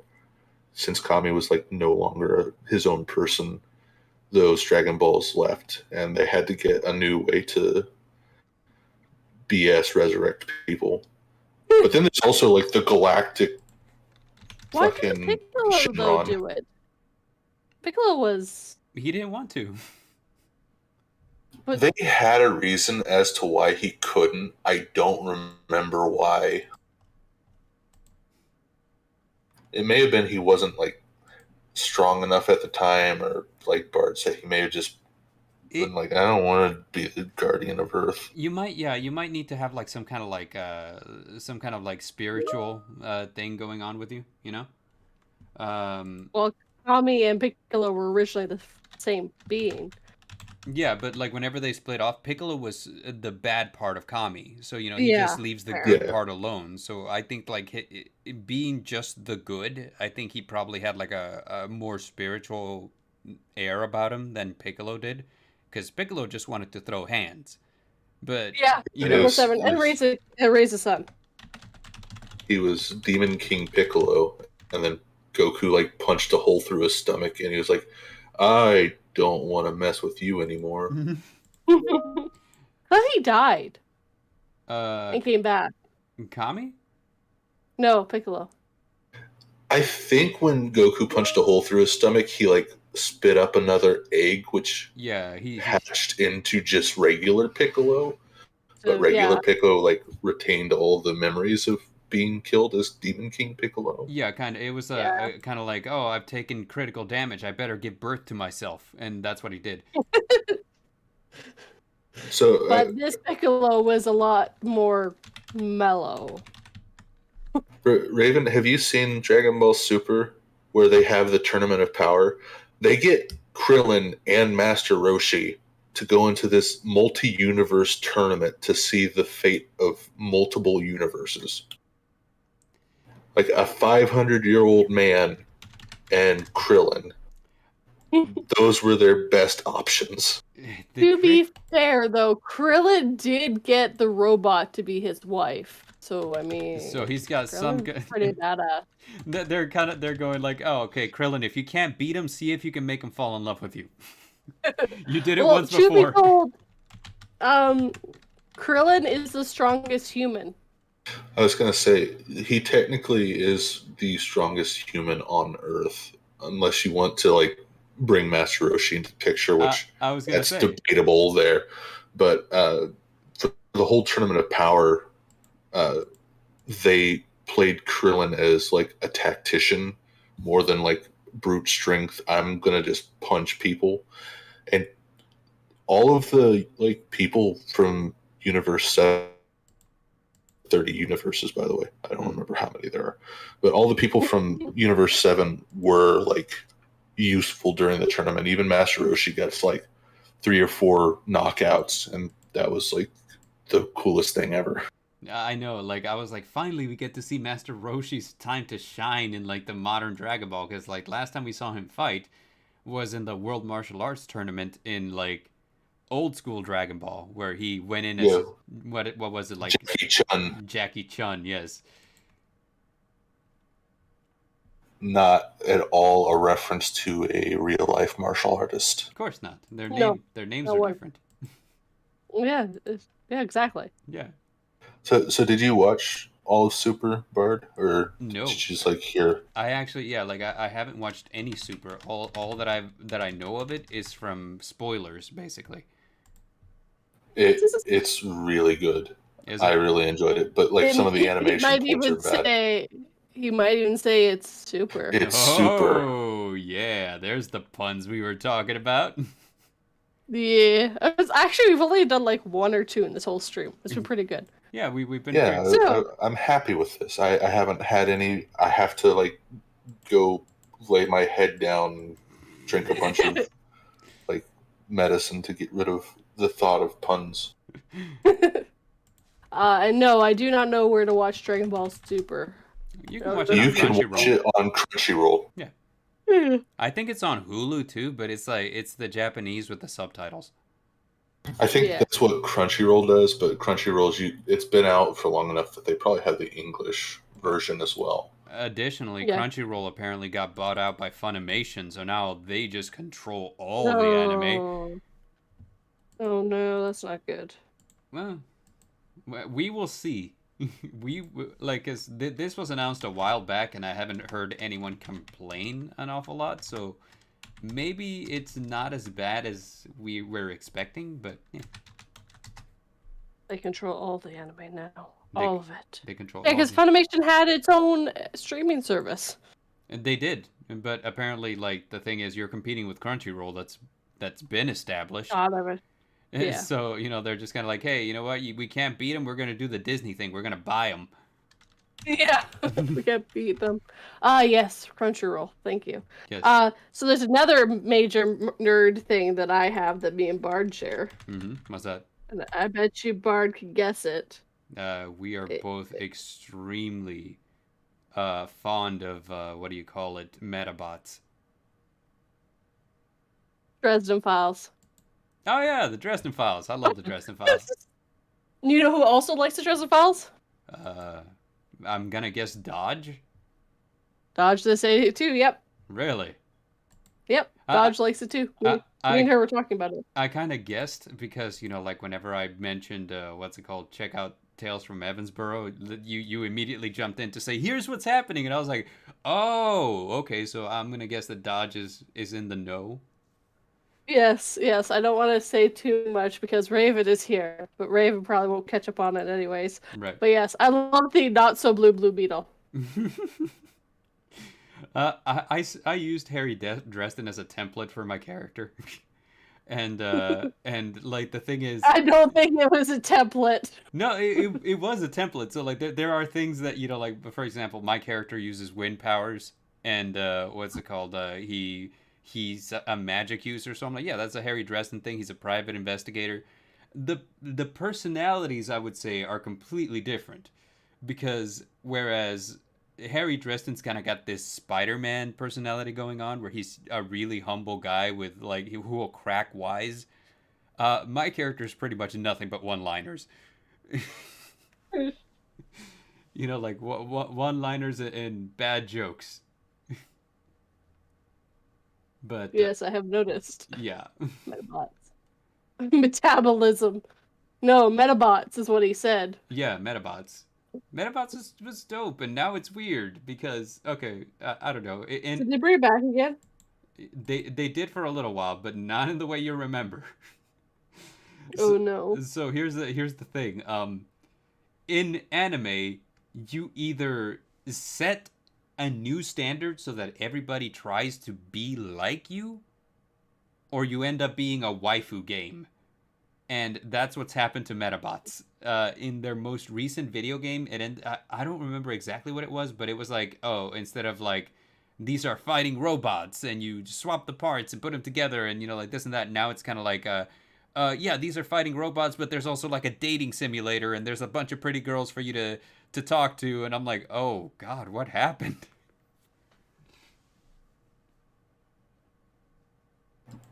It's just a dating sim for everybody. There's like the pigeon dating simulator, the KFC simulator. Oh yeah. The KFC simulator was apparently hilarious because they ended up making like a Lifetime movie about General Sanders. And Yes, it did. yeah, where like I forget what it was. Like he was like a struggling chef working on staff for like a rich family, and the rich daughter was being I don't know, it was engaged to marry some guy, but she started falling for the Southern general that is cooking chicken in her kitchen. I was like, this is beautiful. Hold on. As the holidays draw near, a young heiress contends with the affections of a suitor who has been handpicked by her mother. When the handsome chef arrives with a secret recipe and a dream, he sets in motion a series of events that unravel her plan. Unravel her plans. Damn, if I had done that right word, it would have been perfect. That is the information on that. Yeah. It's a real movie starring Mario Lopez. It is. Yep. It is art. He plays the chef, I think. He plays Colonel Sanders. Yes. Yep. I'm watching the trailer video for "I Love You, Colonel Sanders," a finger-licking good dating simulator, and it's just, I want KFC now. That's all I can say. Oh, I do too. But like, there's just and the best part is the name of the movie is a recipe of seduction. That's the name of the movie. Oh man. I mean, if you don't look at KFC and just like instantly feel an attraction towards Colonel Sanders, there's something wrong. Okay. No, look. Are we talking about the symbol that they use? Because it's just a big head with a guy with little arms and legs. That's all I see now. No, we're talking about this guy. This is the true Colonel Sanders. That's actually what he looked like. That's in the dating sim, yes. Yeah, I don't know. I've seen like That's what he looked like in real life. No, he didn't.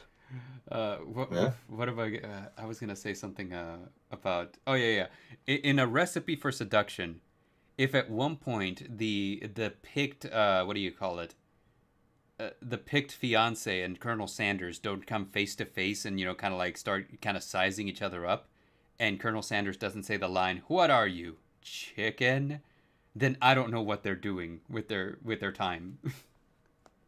It's just like every 5 minutes, just Colonel Sanders. What are you, chicken? Let me see here. Patience just said, "What the fuck?" Yeah, it's kind of a wild thing. Hold on just a second. I'm going to put the picture of Colonel Sanders up here because, Take down to the moon and put up Colonel Sanders. Yep. Here's Colonel Sanders in the dating sim, a recipe, or what's it called? I Love You, Colonel Sanders. A finger-licking good dating sim. A finger-licking good dating sim. No, the movie is the seduction one. The movie is the seduction one, yes. Yeah, the secret recipe of seduction, or whatever it was called. So there he is. They are related in the development of the crypto are illegally using the anime name and character. What? Really?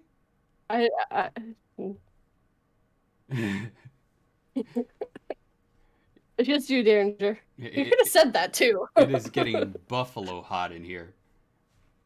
Oh, gross. I actually hate buffalo. What? It's only hot to be hot. It's not good. I don't like spicy to be spicy. I like spicy to taste like good things. I like spicy to be habaneros. spicy. I do because like good golly, like Yeah, of course, you're from Mexico. yeah, of course, but like I took the you've seen the Hot Ones challenge, right? Or like that show that they have on YouTube where they like interview celebrities, but they have like a plate of wings in front of them and they keep giving them increasingly hot sauces. Yeah. Okay, so I took that challenge. Like one of my friends had the hot sauces. He bought like the whole set. And the hotter it got, the more I liked it. I was like, "This is delicious," and and mind you, I'm the Mexican, so all of them are like the most white bread guys that you'll ever meet. Like like if they were a spice, they'd be flour. so, so like they're like turning red, and they're like, "Ooh, ooh," and I'm sitting here like, "This is delicious. I love this." The best one I have to say it's probably either Shaquille O'Neal or Yes. I don't remember the guy, but he was some comedian, and they got to the last one, and he just goes, "Oh," and the guy's like, Did you shit your pants?" And he's like, "Yeah, I gotta go. Where's your bathroom?" Oh no. So apparently they made the Metabots a crypto. I don't know if that's related. Oh, the Metabots is a crypto. So they are related in the development of the crypto are illegally using the anime names and characters. Okay, so that's I missed something. There we go. Okay. Raven was nice enough to say scroll up a bit to see what I had said about the Metabot crypto. Hold on just a second, because I found a picture of the game, so I'm going to put this on here. Hey, Raven, did you see the picture of Colonel Sanders? If yes, tell me what you would rate him out of a scale of 10. 1 to 10, Just 10. Like 10 out of 10. Yeah, that's the only rating you can give that man. Okay, so like you guys will see the Metabot thing here in just a second. I always forget that we're on a slight delay, so I'm sitting here like, no, that's still Colonel Sanders. But then I'm like, oh yeah, that's right. I gotta wait because yeah. Just back to the hot ones real quick. Do you think we should reformat our show so just whenever we have a guest on, we just every time we talk we say, okay, we have to eat more hot food, but we just start at like the hottest hot sauce that they have and just keep going? Yeah, I mean we could do that. I'm not doing that. I would die. Like, would you like? Are you not a fan of like hot sauces? No. We'll go back to the comment you said about if they were spice, they would be flour. I would be flour. Okay, so you see, I have gotten to the point where I like habanero wings, and that's as spicy as I can get. Because I found out I actually hate jalapenos. I actually hate the taste of them. Except for like 1 or 2 jalapeno cheesy bite thingies. There's only 2 that I've ever found that I actually like. So that's because it's more cheese than jalapeno. But yeah, no, I ever since I met my husband, he has slowly but surely made it so I can actually have spicy things. So when I went down to Louisiana, I didn't die, because I would have. Spicy things is good. Spicy. Spicy is the best flavor. No, spicy is good when you're using it to make flavor. I don't like spicy for spicy's sake. You just have to like make something with spicy food, and just instead of putting like a habanero in it, you take all the seeds out of the habanero and just put the seeds in it. Yeah. And then you die because you're just eating pure capsaicin at that point. That would be what Bard would do. Apparently, the spicier, the better for him. It was I don't think they have it still, but it was like a bacon chicken jalapeno sandwich from Wendy's. And I was eating it. It was really good. And then I figured out it wasn't hot because there wasn't that many seeds in the jalapenos. Mm-hmm. And then I took one bite, and it was just nothing but seeds. Oh, and no. It like triggered like my gag reflex, and I threw up. And it's just like, that's bad. And then my whole like face, esophagus, everything is just on fire because it was just burning capsaicin everywhere. Hello, Gamma. Capsaicin is What's delicious. He drinks it in the morning. I can get Good you morning. some pure capsaicin if you want. It's in the habanero seeds. You just said so. Yeah, but I mean, I can extract it from the seeds and like get you just pure capsaicin. Oh, I keep Like, forgetting that nothing. you can do They have- sciencey thingies. I guarantee you, just if you had pure capsaicin, you would be like, I never want spicy food again. Probably. Yeah, I don't doubt it. Because that goes way past like what's the hottest pepper? Pepper X. It's like 3 million some Scoville units. Like I think it's like the California Reaper or some new thing. No, well, because they're always upping it, so there's a new one all the time. Yes, I know they made they like genetically modified the Reaper to make a Pepper X, but I didn't know if they made something past that yet. No, those guys are terrible. But- Why would they? This is. But yeah, just pure capsaicin. I think you would have a fairly decent chance of like Apparently actually it's- just dying from it. The hottest pepper in the world is still the California Reaper. I've had one of those, and just to put it out there, it's not pleasant. It isn't. But but I still. It's kind of hard to say that I enjoy the flavor because it's not so much flavor as it is fire. Oh my god, it's 2,200,000 SHUs, which is, I can't remember how to pronounce it. Scoville units. Yeah. Which here this says Pepper X is still waiting on verification, which is why it's not. And then which the means- Dragon's Breath pepper has not been officially tested, but apparently they're at 3.1 million and 2.4, which is almost two times and 3 times the California Reaper. Good golly. So if they ever get that verified, then me and Bart are going to Apparently- have a Pepper X eating contest on stream. I'm Tune in to see who dies from their throat closing first. Well, apparently habaneros are actually pretty spicy, and I can eat those. And apparently ghost peppers are pretty spicy too. They're actually on this list. Wow, didn't know that. But if you watch Hot Ones, it's one of those things where I can eat a habanero, but that next step up, it's like a huge jump.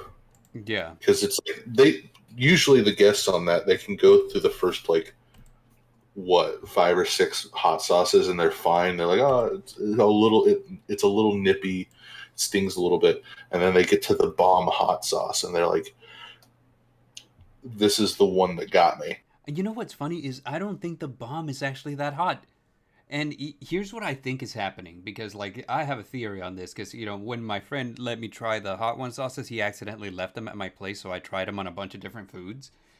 And the bomb by itself is not bad. I think that what's happening is that they're eating them collectively as the interview goes on, so they're just kind of building. Well, yeah. See, capsaicin is a alkaline chemical, so when it binds to your tongue or different cells down your throat, it's not easy to get it to unbind. So if you just keep eating, if you were to just take a mild hot sauce and just keep eating that, if it had any capsaicin, that would build up. Right. So they're eating things that have a lot of capsaicin, and they just keep adding more and more and more to it. So all of their receptors on their tongue are just getting severely coated with this stuff. Mm-hmm. And since it's alkaline, it's giving them alkaline burning sensation, which base burns do not feel good. Delicious alkaline burning. Hi So- there. My favorite food is literally hydroflastic acid and fresh lava dripping in a lovely nitric acid shawarma sauce. Yeah, as speaking of, sriracha sauce is one of my favorite sauces. I put that crap on I, everything. I actually hate sriracha, Yeah, but I hate the flavor of it. I love the flavor of it. Oh my god, I think it tastes so good. My roommate used to put that shit on everything, and I was just like, I don't like the flavor of this. It's not the spiciness. I actually find that it takes away from the other flavors. Yeah, I think it goes really good. Like, say for example, if you got like some chow mein, like some noodles and stuff, use some sriracha sauce on it. Just delicious. Um, yeah, use it as dipping sauce for my nuggets. Oh, so good. But yeah, it's not everybody's cup of tea. I mean, because like a lot of people just don't like the spice. I mean, Raven, if you like hydrofluoric acid and nitric acid, I can arrange for me to send you some of that stuff. I've actually got like highly concentrated nitric acid at work that I can just put in a bottle and send it to your house. God, I'd get so much trouble for that. That would be horrible, but it'd be funny too. See, look at that. HR gets it. HR says sriracha is so good. It is. It is. The problem I have with sriracha sauce is there was like that one period of time where everything had sriracha. Agreed. It was like everything. The fucking Starbucks is like, here's our new sriracha coffee, and it's like, no, don't do that. I had sriracha chocolates. Not even kidding, and I felt like it was a little much. I think that the problem is that, people kind of like take a flavor of the month and then they just run with it. Like for example, how pumpkin spice is everywhere in the fall, No, you don't talk about my pumpkin spice like that. I will come to Texas. You do not talk about my pumpkin spice like that. But like, he's not wrong. There's things that like are so everything. There's pumpkin spice everything. Like there's pumpkin spice spam. Yeah. I've had pumpkin spice spam before. And it's horrible. I gotta send you the picture because I took a picture of this and I sent it on a Discord server. I don't remember which one, but they had pumpkin spice cup of noodles, like the ramen noodles. They were pumpkin spiced. It honestly doesn't surprise me because, like you said, that's just a flavor of the month for like the fall season because it worked really well once, and then everyone's like, "Let's see if we can just get away with it with our product." Yeah, like and that's why you have Spam, a highly fatty block of meat and salt. And we're going to put some pumpkin spice in there, get some pumpkin flavor, get some cinnamon. And it's like, now I'm eating salty pumpkin ham, and it's not good. Yeah, and that's basically what it is. That's basically what it comes to. What's it called? Is marketing teams are like, oh man, that did really well. Let's do it in everything. Well, after a while, it just becomes a gimmick, right? Because... Yeah. It's like the McRib. Like the McRib is not that great. No, it's really not. I love the McRib, but it's not that great of a sandwich. But it's a gimmick that it's only here for a limited time, so you got to get it now, or else you'll never see it again until next year when they re-release it. Actually, it hasn't been in Canada for years. Oh, so if the McRib went to Canada, it'd do really great there. It did. It was here. When I worked at McDonald's. We had it. And welcome, Dr. Creepin. Hey, Dr. Creepin. Welcome. We're talking about food now because we're the Nevermore Nerds. Apparently. Yeah, this is the Nerd Podcast. This is the Nerd Podcast, and we're nerding out over food. Apparently. Not the way I expected it was going to go, but hey, I'm not mad about it. No, I agree, though. The whole flavor of the year almost, or the season, it seems to happen. Sriracha was one thing. They've done it for a few things. And during Sriracha, I was just like, I don't know. Make it go away. I don't like Sriracha. Would you like Sriracha on that? Please, no. Please, I won't be able to eat it if you put that on. Because also, at that time, I still wasn't fully able to handle spicy quite yet. But I've gotten to the point where I can handle spicy now, and I still don't enjoy the flavor of it. I just remember it was like for a solid year. It's like every other month come try McDonald's new Sriracha Chicken Artisan Sandwich. Well, come try Wendy's new Sriracha Bacon Double Cheeseburger. Yeah. Yep. Burger King's now got a new Sriracha Taco. No, Burger King was the worst because they went out of their way to make that the spiciest thing ever. And on that one, I'm with 242. That there was so much spice that it wasn't enjoyable. Like, well, yeah, Burger King's by far my favorite like fast food place. But it's just because same.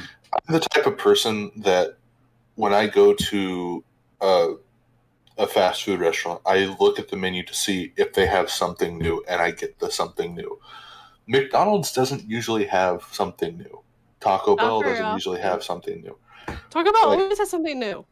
Yeah, not Taco Bell here. is ridiculous. The ones Taco here, Bell. it's like I think the like newest thing they have is like the $5 Crunch Box, and it's like I've had this before because you've just re-released this is what you've done. But like Burger King's like we have the Bacon King now, and now it's the Bacon King Stacker, and now we're gonna do the Barbecue Bacon King Stacker, and now we're gonna do, which I wish they'd bring it back. They had the Farmhouse King, which was like it had a fried egg and hash browns and bacon and like some kind of like hollandaise sauce on it. It was really fucking good.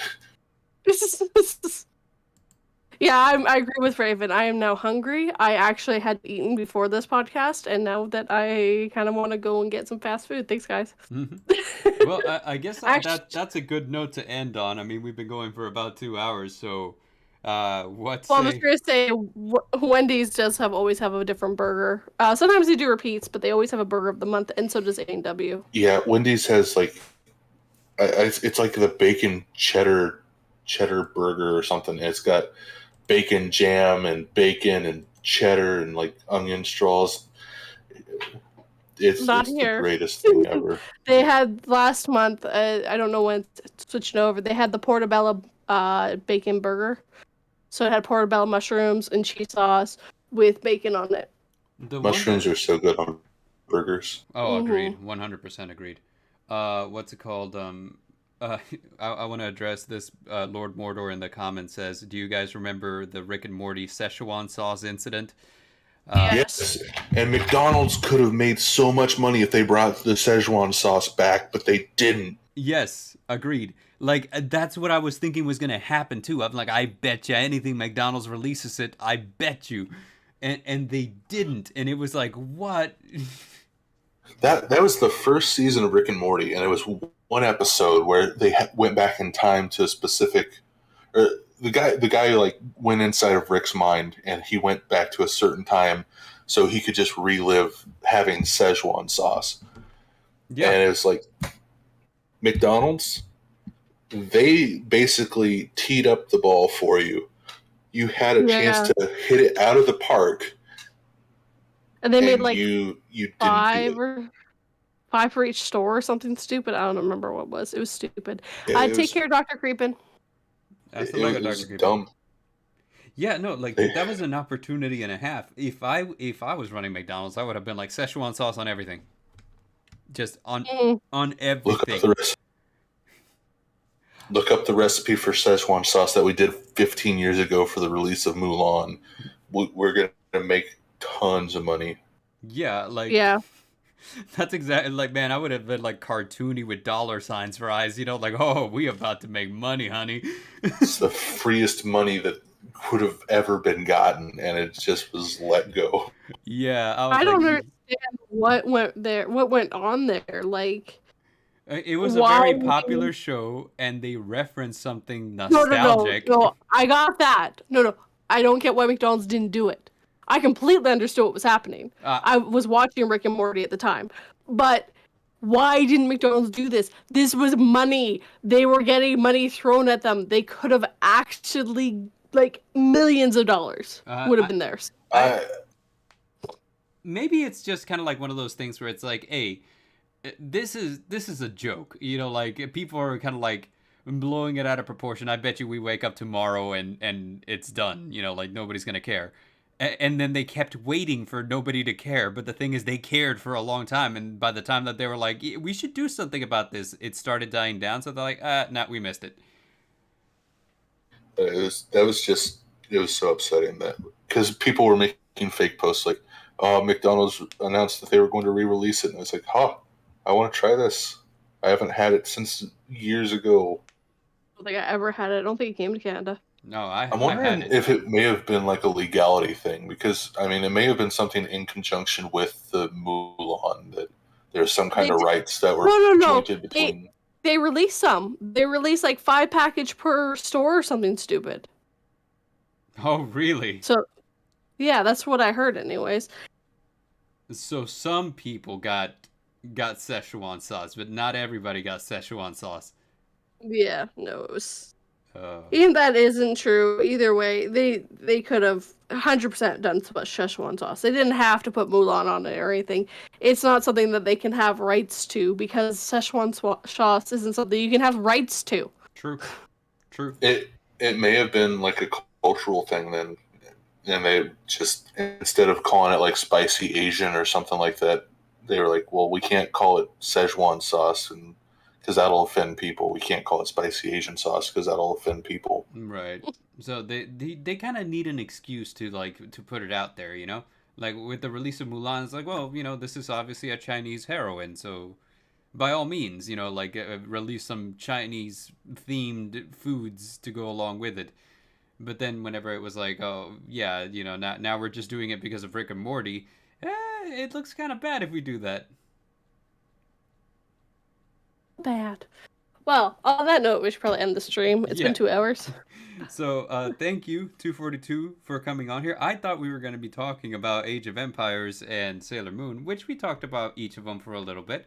But Yes. we ended up on food somehow, and that was awesome. And spicy things, really spicy things. Yeah, food and spicy things, 2 of my favorite things. You can nerd out over food. That's a thing. So You can nerd out over anything. yeah. So thank you for coming on with us, and you know, everybody in the chat. Yeah. Wait, I want to do a plug because it's 1 o'clock. My brand new video is live right now. You guys should go check it out. By all means. Go watch and like and comment and subscribe to 242. Go like, comment, watch her new video. Her links are in the comments, in the what's it called, in the video description. So go check her out.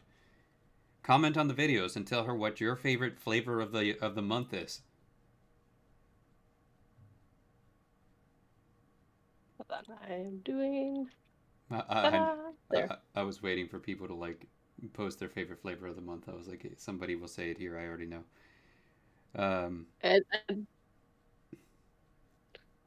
So yeah, I just posted the link. So yeah. So go watch 242's video and tell her what your favorite flavor of the month is. And other than that, I am the Midnight Bard, and I'd like to say goodbye.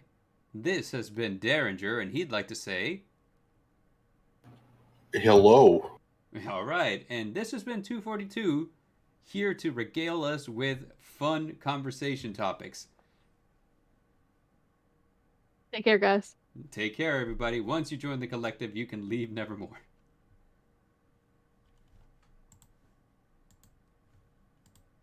And we're